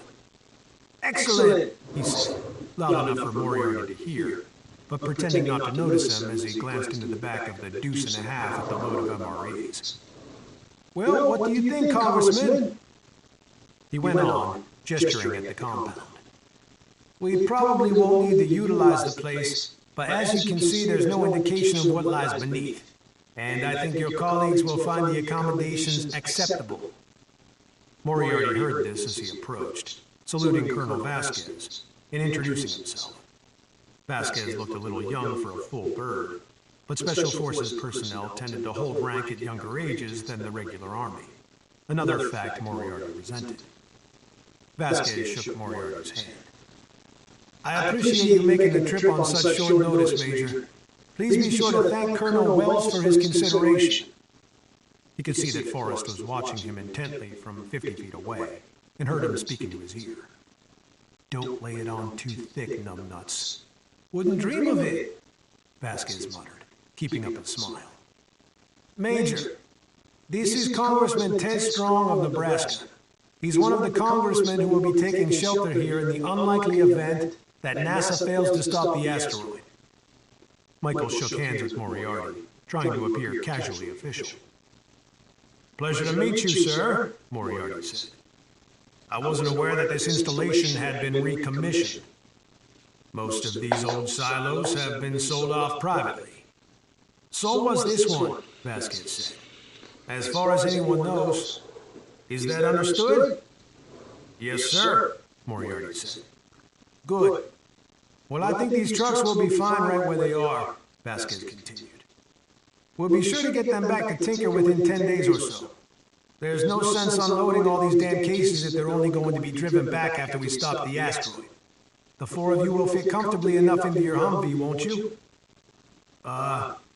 Yes, sir, Moriarty said. Great, Vasquez said. That will be all then, Major. You're dismissed. And don't forget to give Colonel Wells my regards. I won't, sir, Moriarty said, turning for the Humvee. Oh, and Major? Moriarty turned back around. Sir? I don't think it will be necessary for the Colonel and I to compare penises, do you? Moriarty flushed. No, sir. And please allow me to apologize for that remark, sir. I wasn't aware you were on a network, sir. That's enough, Forrest was hissing into Vasquez's ear. Just let the son of a bitch leave. Vasquez smiled and gave Major Moriarty a casual salute. Vaya con Dios, Major! Sir, Moriarty said, and hustled his men into the Humvee. Within a minute they were down the road, headed out of sight. Forrest walked over and gave Vasquez a shove. I told you not to ham it up. Vasquez laughed. He won't say shit when he gets back to Tinker now. You did okay there, Doc, Forrest said, lighting up a smoke. Congratulations. You just helped us pull off a federal crime. Wonderful, Michael said, feeling slightly sick to his stomach. And I didn't even get to carry a machine gun. Chapter 14. Forrest knocked at Andy Tatum's door 2 Sundays before the asteroid was due to strike. Her name was not on the list he had purchased from the Lincoln social worker. She was a widowed mother whose acquaintance he had made months earlier in a health food store, when she saw him rake an entire shelf of vitamins into his cart as she led her 6-year-old daughter past him down the aisle by the hand. Someone must be pretty sick, she had remarked. Forrest smiled. I'm an obsessive-compulsive. I have to buy every bottle of vitamins I see. Andy laughed. May I ask what they're really for? You wouldn't believe me if I told you. I might, she said. I'm a kindergarten teacher. I hear a lot of creative stories. She had not been wearing a wedding band, and at that point Forrest sensed that she found him attractive. I deal in black market vitamins. No, really, she said, laughing. There has to be an interesting explanation. To be completely honest, he said, suddenly serious.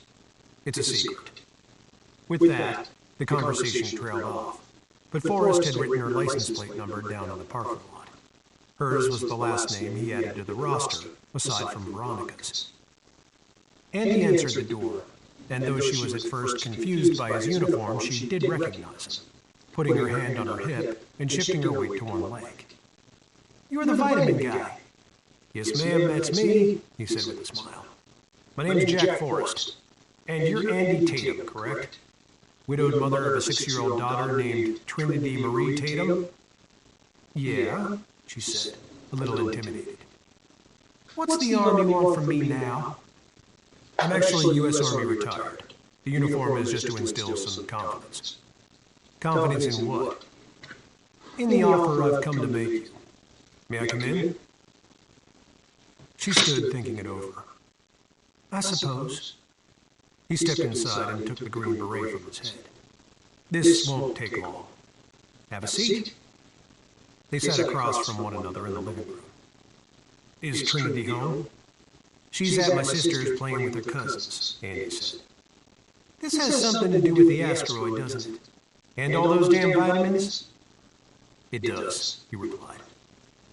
Myself and 4 friends have prepared a large underground shelter here in Nebraska and stocked it with enough food for at least 18 months, depending on how many people decide to join us. We have accommodations for a maximum of 50. And you're asking me? I am. Well, why? Because I liked you immediately, he said frankly. Aside from a few friends and family, everyone else we're asking has been selected according to certain criteria. The location is a complete secret, so you'll have to accept the offer sight unseen should you choose to join us. Andy sat back in the sofa. You're serious? Yes, ma'am. I'm as legitimate as the asteroid itself. But I don't understand why anybody would. People don't just do this for strangers out of the kindness of their hearts. Forrest shrugged. We do. Well, how do I know that this is for real? I mean, you could be anyone. That's true, he said. You'd be taking a complete leap of faith. But if you decide to take it, you'll be taking it for your daughter. She's the future. So there will be other children? Yes. A couple of single mothers have accepted our offer so far, but most have declined, as expected. There are only a few women left to visit. And the government has nothing to do with this? Nothing at all. If they knew, I'm sure they'd try to shut us down. Hoarding food is a federal offense now, as I'm sure you've heard. But you started hoarding a long time ago, didn't you? Buying all those vitamins. That was months before anyone else even knew. Which means you're connected. After a fashion, yes. So you don't think NASA can stop it? The shoot-down hasn't a chance in hell of working, he said. That's just propaganda to try and preserve law and order. Can I bring my sister and her family? No, ma'am. Yours was the last name I added to the list. But you just said some have refused your offer. I made a long list because I knew most wouldn't accept. It is a hard story to swallow. He went on to explain the setup in the silo in greater detail. And at length, Andy got up from the sofa and slowly paced the room. I don't have any idea what to do, she admitted finally. How long do I have to decide? He looked at his watch. What time will Trinity be home? You mean I have to decide right now? No, but before sunset would be helpful. You said your name is Jack? Right. Jack, I can't just leave my sister and my nephews. My brother-in-law's a goof, but he's a nice guy. He wouldn't cause you any trouble. If you decide to stay with them, he said, getting to his feet, you're going to die with them. But I understand that some would prefer it that way. He took a slip of paper from his pocket. This is my number. Call me if you decide to accept our offer. Again, sooner would be better. But wait, that's it? I can't bargain? He looked at her, his face set. Your husband was a soldier. What would he want you to do? That's not fair, she said.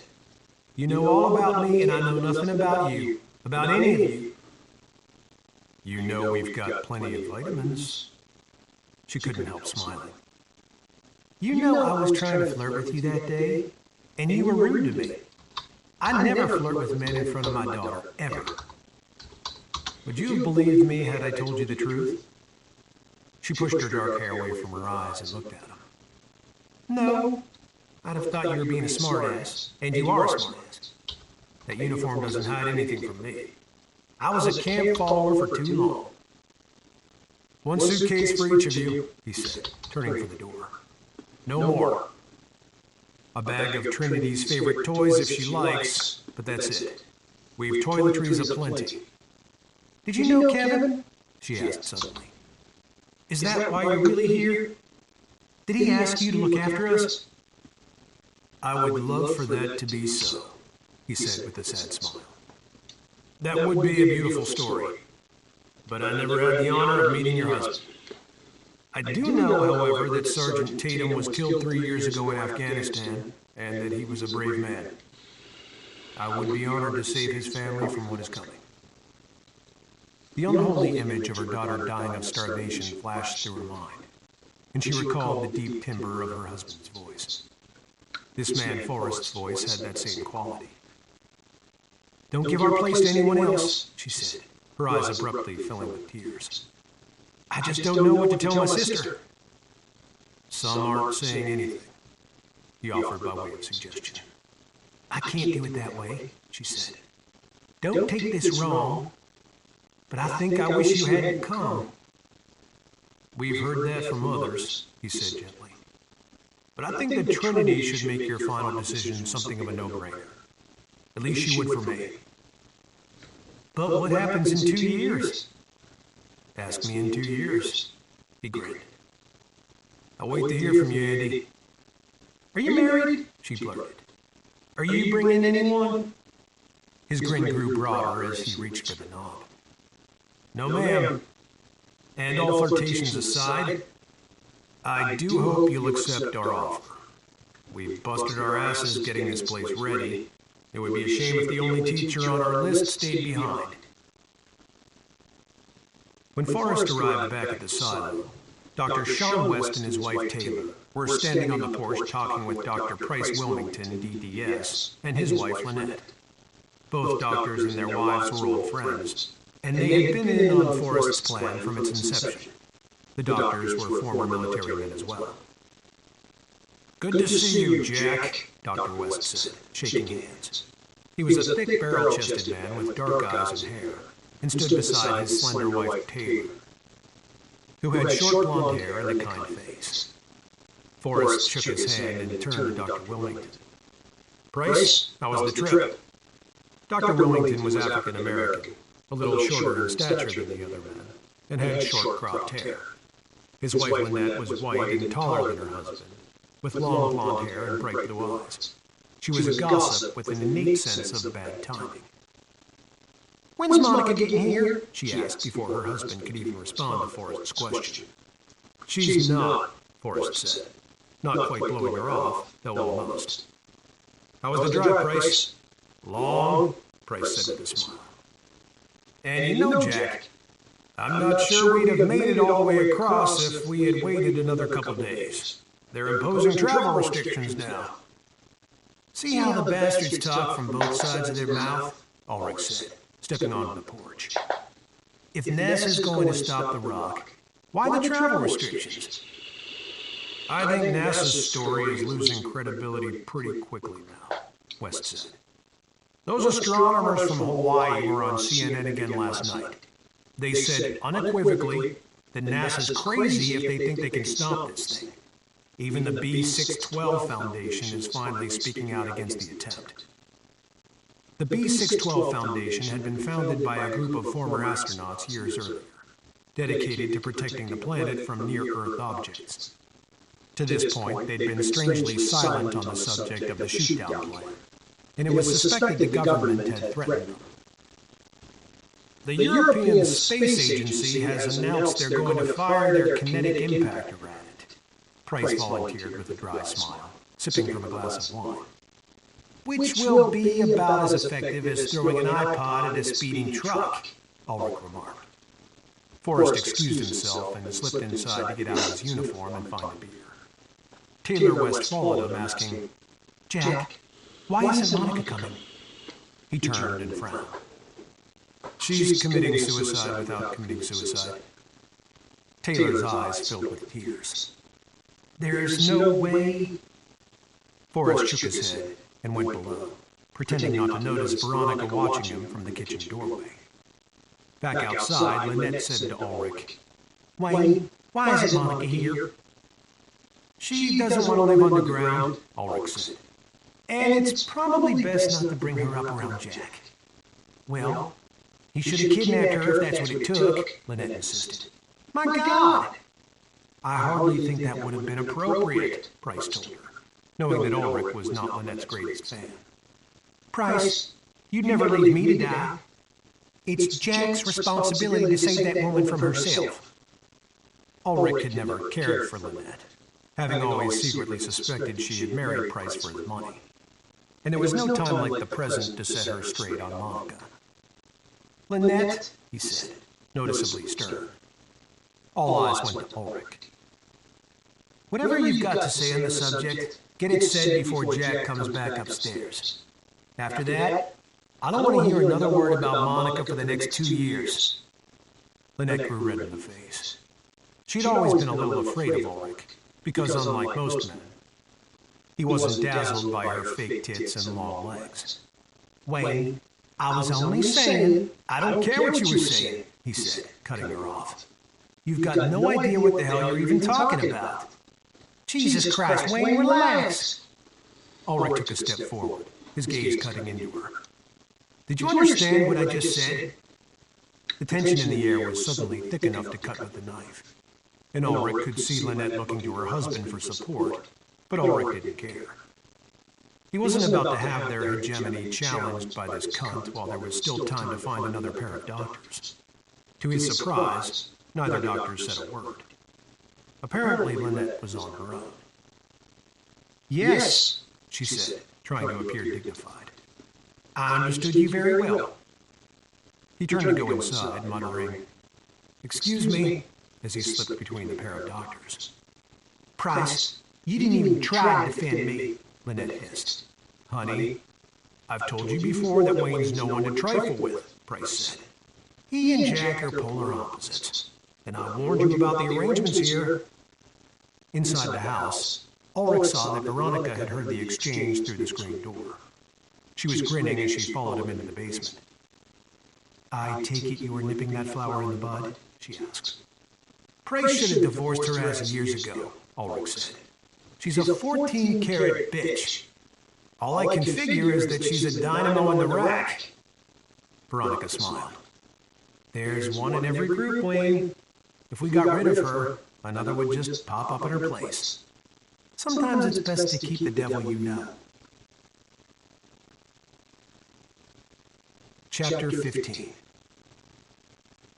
Esther Thorne stood leaning against her cane, her tired eyes fixed on the television screen at the Hotel Sheridan in Hawaii, where she and a number of other astronomers were staying. Harold Shipman stood beside her, teething the stem of a pipe. Their colleagues were seated around them in the conference hall. Everyone nervously awaiting the results of the imminent atomic blast meant to push the asteroid off course. In the preceding weeks, a few half-hearted attempts had been made by the federal government to muzzle Esther and her colleagues, but the Hawaiian governor intervened on their behalf. "Damn fools," Esther muttered. "Why don't they just let it alone? They're going to push it into the Pacific, Harold. You wait and see. Then there's going to be some real devastation. Not the least of which will be to the Hawaiian Islands," Shipman said. "The mega tsunami will wash every one of us out to sea. My God, the wave will be thousands of feet high. Can you imagine it?" "I half expect them to lie and tell us it worked." "No, there are too many watching now. The time for lies is past." Wolf Blitzer was adroitly explaining the many facets of rocket guidance and atomic yield, seemingly detached from the reality that he, along with everyone else at CNN, would likely be dead in the near future. "The very fate of our world hangs in the balance," he commented gravely, determined to remain theatrical to the last. "Which species do you suppose will take over?" Shipman wondered. "Oh, it'll likely be the rodents again," Esther said with a sigh. "I wonder if we'll do a better job next time around." "Wouldn't it be something if we humans evolved all over again?" he said with a cynical laugh. "I don't see why we wouldn't," she said, "in some form or another. Nature will be starting over from nearly the same slate as 65 million years ago. Primates are bound to re-evolve at some point down the line." "It can't happen the same way twice, Esther. There are too many variables to contend with. Climatic, geological, evolutionary, the list goes on and on." "All of which were dealt with before," she said obstinately. "And we've still found a way, though it's too bad we'll never know." "Well, we're not extinct yet," Shipman said. "Some of us may survive." "I wouldn't hold my breath," Esther said. "A few thousand of us survived the younger Dryas impact. But I don't know if modern man is up to the task." "Did Marty Chittenden ever call?" She shook her head. "They've probably still got the boy under lock and key someplace." "I wonder if he regrets his decision." "I doubt it," Esther said. "He was committed." Then Wolf Blitzer appeared on the screen, looking almost ill. "Ladies and gentlemen, we have just received word from NASA and the Jet Propulsion Laboratory that the nuclear warhead intended to knock the asteroid off course has detonated successfully but failed to affect the asteroid's trajectory. Preliminary calculations indicate that the detonation occurred a half a second too late for the explosion to have its maximum effect." "Well, that's that," Esther said, tamping her cane twice against the carpet. "So much for world prayer." "There's still the kinetic impactor," Shipman said with a dry smile. "Yes, or perhaps our European colleagues will manage to chip its tooth," she said. "I'm going to my room to lie down for a while, Harold. I'm exhausted." "Okay, Esther. I'll wake you if there's trouble on the island." "I don't know what I'd be able to do about it," she muttered. Shipman chuckled. Esther's dour sense of humor had always tickled him. Now he would have to go get his wife and aged mother-in-law to move them into the observatory with him. He didn't want them living in town now with the Earth officially doomed. He took some limited comfort, however, in the fact that the Hawaiian Islands had remained relatively calm throughout the crisis, the general consensus among the islanders being that they stood a better chance of surviving in the long term than anyone else in the United States and perhaps even the world. And since all flights to the islands had been canceled a month earlier, the largest increase in population was likely to be at Pearl Harbor once the U.S. naval fleet began to arrive in port. The entire Pacific Fleet had sortied the week before against the eventuality of an oceanic impact, which would almost certainly have resulted in a mega tsunami that would have devastated both the Hawaiian Islands and the entire west coast of North America for dozens of miles inland. But with the asteroid still on course, that was no longer a concern, and Dr. Harold Shipman found himself feeling terribly disappointed. A mega tsunami would have made their deaths quick and painless, and would have been an utterly breathtaking sight to behold in their final moments. Chapter 16. After Marty Chittenden's apprehension by the Secret Service, Agent Paulus had requested clearance to keep him detained and out of sight on campus at the California Institute of Technology, much in the same manner as two other astronomers who had spotted the asteroid. They were being illegally detained elsewhere in the U.S., one under house arrest in New Mexico, the other involuntarily committed to a mental hospital in Washington, D.C. Susan Denton had been allowed to visit Marty and bring him food during his detention, and she came to truly detest Agent Paulus, who seemed to take personal enjoyment in keeping Marty locked in a tiny room on the top floor of a deserted dormitory across campus. Now she stepped off the elevator and walked briskly down the hall toward a pair of Secret Service agents standing guard outside the room. "Okay, guys, you can let him out. The nuclear warhead didn't work, so we're all as good as dead." "Are you sure?" one of the men said, strangely surprised. "Yeah. Call Agent Paulus if you don't believe me." He tried reaching Paulus on the phone, but all he got was voicemail. "That's odd. See? He's obviously abandoned you guys. Don't you think it's about time you started thinking for yourselves?" A minute later, the Secret Service agent was able to reach someone on the phone to confirm that the warhead had failed to divert the asteroid, and that most government employees were fleeing D.C. "The government's already shutting down," the agent said, tucking the phone away. "I'm trying for Seattle. My sister lives there." "You'll never make it," the other said. "The interstate's going to be total gridlock. I'll steal a fucking motorcycle if I have to. What about you?" "I'll go to Camp Pendleton. I've got some friends in the Corps who will let me in." "And what about Marty?" Susan asked. One of them gave her the key to Marty's room. "Good luck to you. Be damn sure you're off the streets before dark. And tell Chittenden it was nothing personal." The men headed for the elevator, and Susan keyed into Marty's room. "Hey, you." Marty was sitting on his bed against the wall reading a book. "What's happened?" "The first rocket failed to push the asteroid off course, and the second never even made it off the ground. The Secret Service guys took off, so you're free." "Then we have to get the hell out of here," he said, getting up, then leading her out of the room by the hand. "We'll go to my place. I've already stocked up on food." She hurried along beside him, and they rode the elevator to the ground floor. "Marty, we'll never make it to your place. The highways are jammed." The elevator doors opened, and they moved quickly toward the parking lot. "We have to get out of town," he said. Her car was nearly the only one left in the lot. "You'd better drive," she said, giving him the keys. "I don't handle heavy traffic well." "We'll stick to the side streets," he said, getting in and starting the motor. "We should just go to my house. We'll never make it to Mesa. We'll starve in California, Sue. Do you know how many people are here? The food won't last a month. Nothing's being produced now." "We'll starve in Arizona, too," she argued. "That's if we survive the blast." Traffic thickened up a mile from campus, but it was moving, and so far motorists were still obeying the traffic signals. "Okay, we'll stay at your place tonight," he conceded. "That will give all these people a chance to get home to their families. Tomorrow it won't be as bad, and we can get out of town." She suddenly had a frightening thought and grabbed his arm. "You're not going to ditch me if things get bad, are you? If I start to slow you down?" He looked at her. "Susan, no." He paused and continued. "In case you hadn't noticed, I'm still in love with you." She looked down. "I'm sorry I've never felt the same. I feel responsible for you being stranded so far from home." "Hey, so long as I'm with you, I don't care where I am. All I'm worried about is not being able to protect you." She opened the glove box, took out a Walther PPK 380 pistol, and gave it to him. Will that help? He looked at the pistol in his hand. I've never fired one. I bought it after I was attacked, she said. If I can shoot it, anybody can.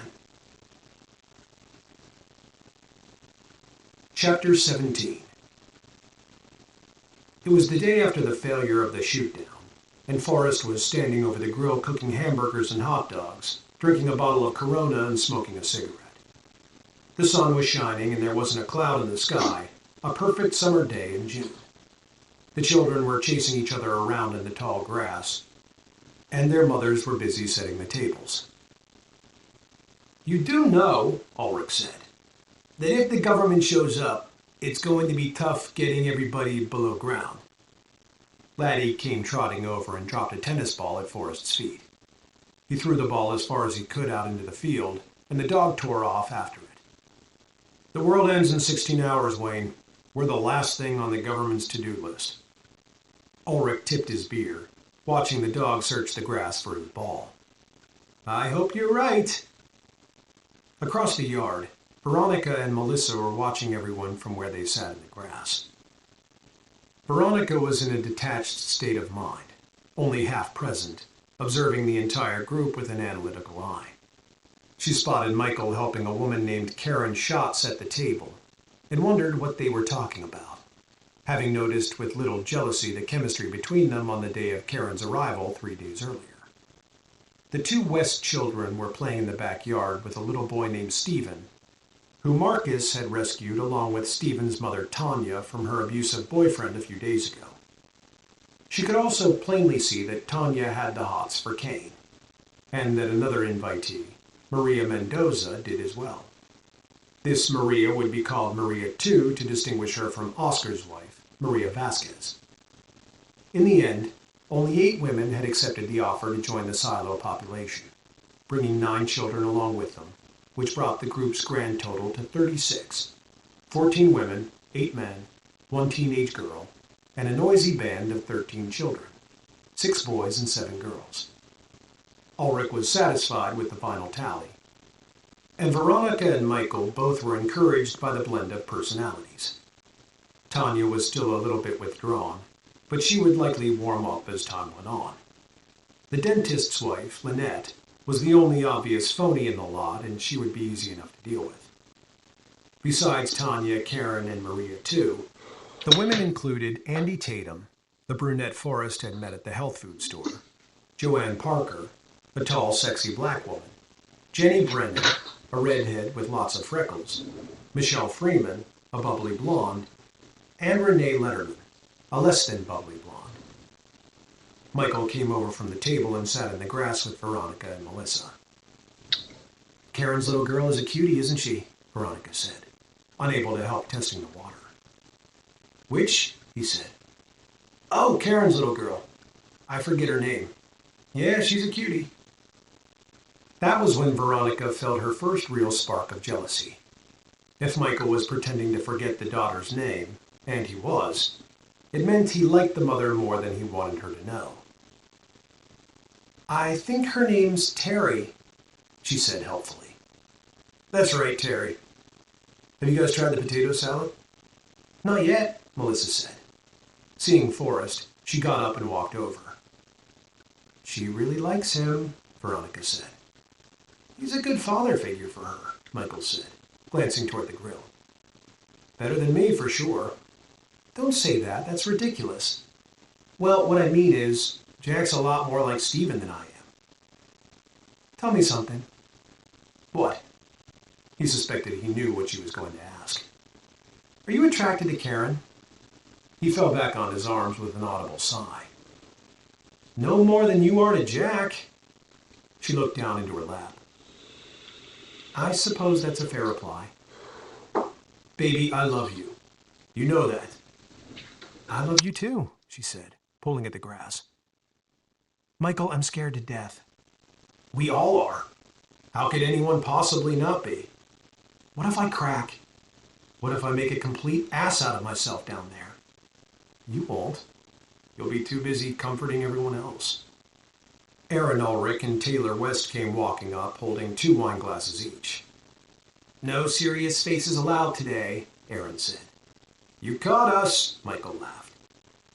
The women sat down cross-legged in the grass, each offering a glass of wine. You know, we really couldn't be in better hands, Taylor said, touching glasses with them. Aaron's husband and the others are as good as they come. And Taylor's husband is an excellent doctor, Aaron added. For that matter, so is Price. He's actually an oral surgeon. Have you known Price's wife very long? Veronica asked. Aaron and Taylor exchanged grins, everyone glancing across the yard to where Lynette stood talking with some of the mothers. She was dressed in a skimpy top and tight-fitting jeans with heels. How does one explain Lynette? Aaron said with a giggle, having finished off a glass of wine already. Yes, we've known her for about 5 years. Does she plan to dress like that down below? Michael wondered. Probably, Aaron said, sharing another laugh with Taylor. She's really very sweet, though, Taylor added. I wouldn't go that far, Aaron said. But she tries. I'll give her that. Your husband doesn't seem to care for her, Veronica said. Aaron looked at Taylor, and they both started laughing. Actually, Wayne can't stand her. Boy, I need to get caught up here, Michael said, taking a large sip from his glass. You two are having a great time. Damn right, Aaron said, touching glasses again with Taylor. This may be the last fun we ever have. I just wish Monica had come, Taylor said, suddenly glum. Hey, no sad faces, Michael reminded her. You're right, Taylor said, brightening quickly. Do you two know her well? Veronica asked, provoking a discreet but disapproving look from Michael. We used to be a trio, Aaron said. But after their son Daniel was killed, the whole world changed. Monica withdrew from everyone, even Jack. How did he die? His den mother was driving him home from a Cub Scout meeting, Taylor said. Some drunken teenagers ran a red light. Jack and Wayne were both overseas when it happened. It was an absolute nightmare for Monica. For all of us, really. My God, Veronica said. No wonder he's so intent on saving the rest of us. Jack doesn't even understand the concept of quit, Aaron said. He drives my husband crazy. But they have a bond I'll never begin to understand. Across the yard, Andy walked up to the grill and stood quietly listening as Melissa explained to Forrest the nuances of quantum theory and quantum mechanics. Okay, Forrest said. So basically, quantum theory was the big deal until quantum mechanics came along? Yeah, she said, throwing the ball for Laddie. But now they're the same thing. Sort of. I wish I could explain it better. I can see it in my head, but it's tough to put into words. No, he said. You explained it very well. I'm just too dumb to absorb it. You're not dumb. If you studied it, you'd get it. I doubt that, he said, glancing at Andy. This girl's a genius. Andy smiled at the younger woman. You learned all that on your own, Melissa? It's just a hobby, she said. They don't teach it to sophomores? Well, I know who I want for my assistant teacher, Andy said. Melissa smiled, concealing her disappointment at losing Forrest's undivided attention. How's the wine? Forrest asked. Very good, Andy replied. How's Trinity getting along? The kids were playing on the swings. They're all wonderful children, Andy said. I don't know how you've managed to pull this off, Jack, but you've done quite a job. I only get a fifth of the credit, and we're a long way from pulling this off. He turned to see Melissa walking toward the house. Hey, kiddo. She turned around quickly. We're going to talk some more, right? She smiled big and nodded, then trotted toward the house. I think I chased her off, Andy said. I didn't mean to. No, she's fine, he said, taking the ball from Laddie and throwing it. That dog loves to play fetch. My son and he used to play for hours, he said, turning the burgers. And Danny was always the first to get tired. Where's Danny now, with your ex? No, he was killed in a car crash 2 years ago.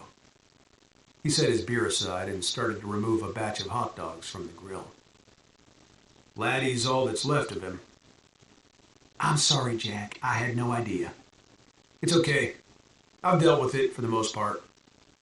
Is that what ended your marriage? In a nutshell.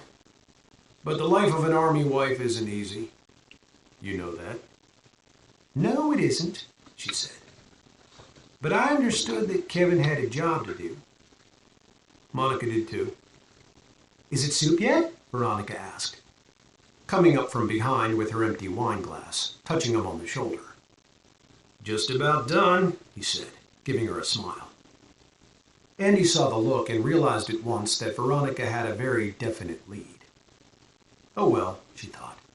There's time, hopefully. Excuse me, I'm going to go and get the kids ready to eat. If you need help rounding them up, Veronica said, give me a shout. Will do, Andy said. So, what's up? Veronica asked, looking Forrest in the eyes. Dunno, he said, taking the ball from Laddie and hurling it back out into the grass. What's up? You've been avoiding me today. How come? Just keeping things in perspective. Have I done something wrong? Nope.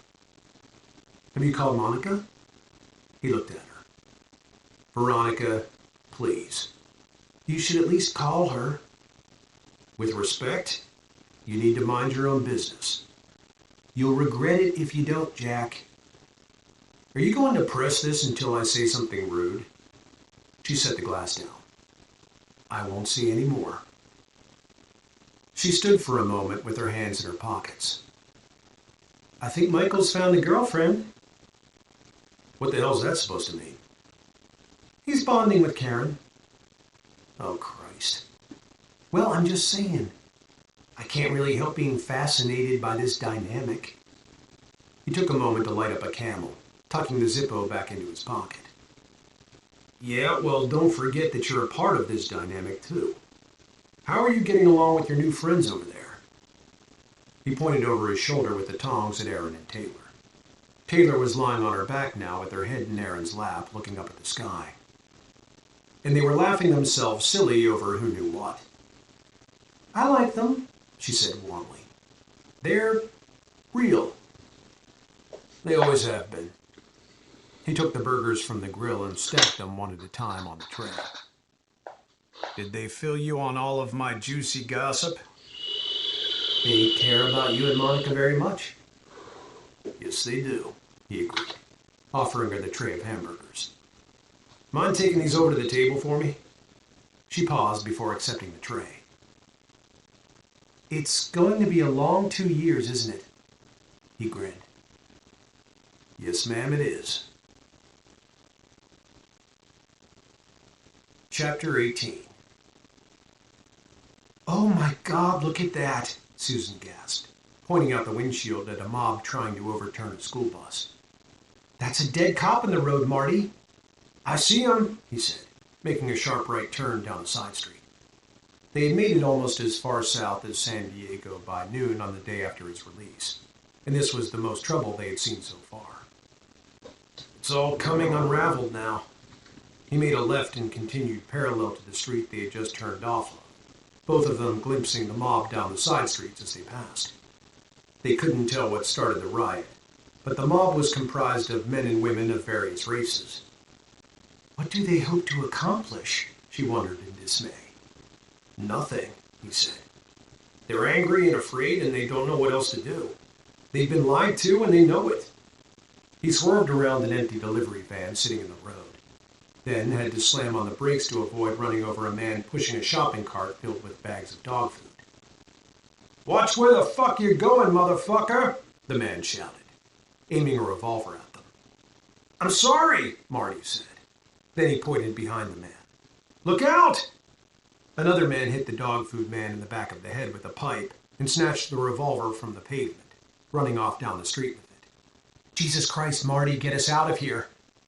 He had to drive up onto the sidewalk to get around the dog food man, who was now lying in the street with his skull cracked open. Someone else grabbed the front of the shopping cart and ran off in the other direction. The street was blocked up ahead by a burning police car, and there were hundreds of National Guard troops marching in echelon past the flames.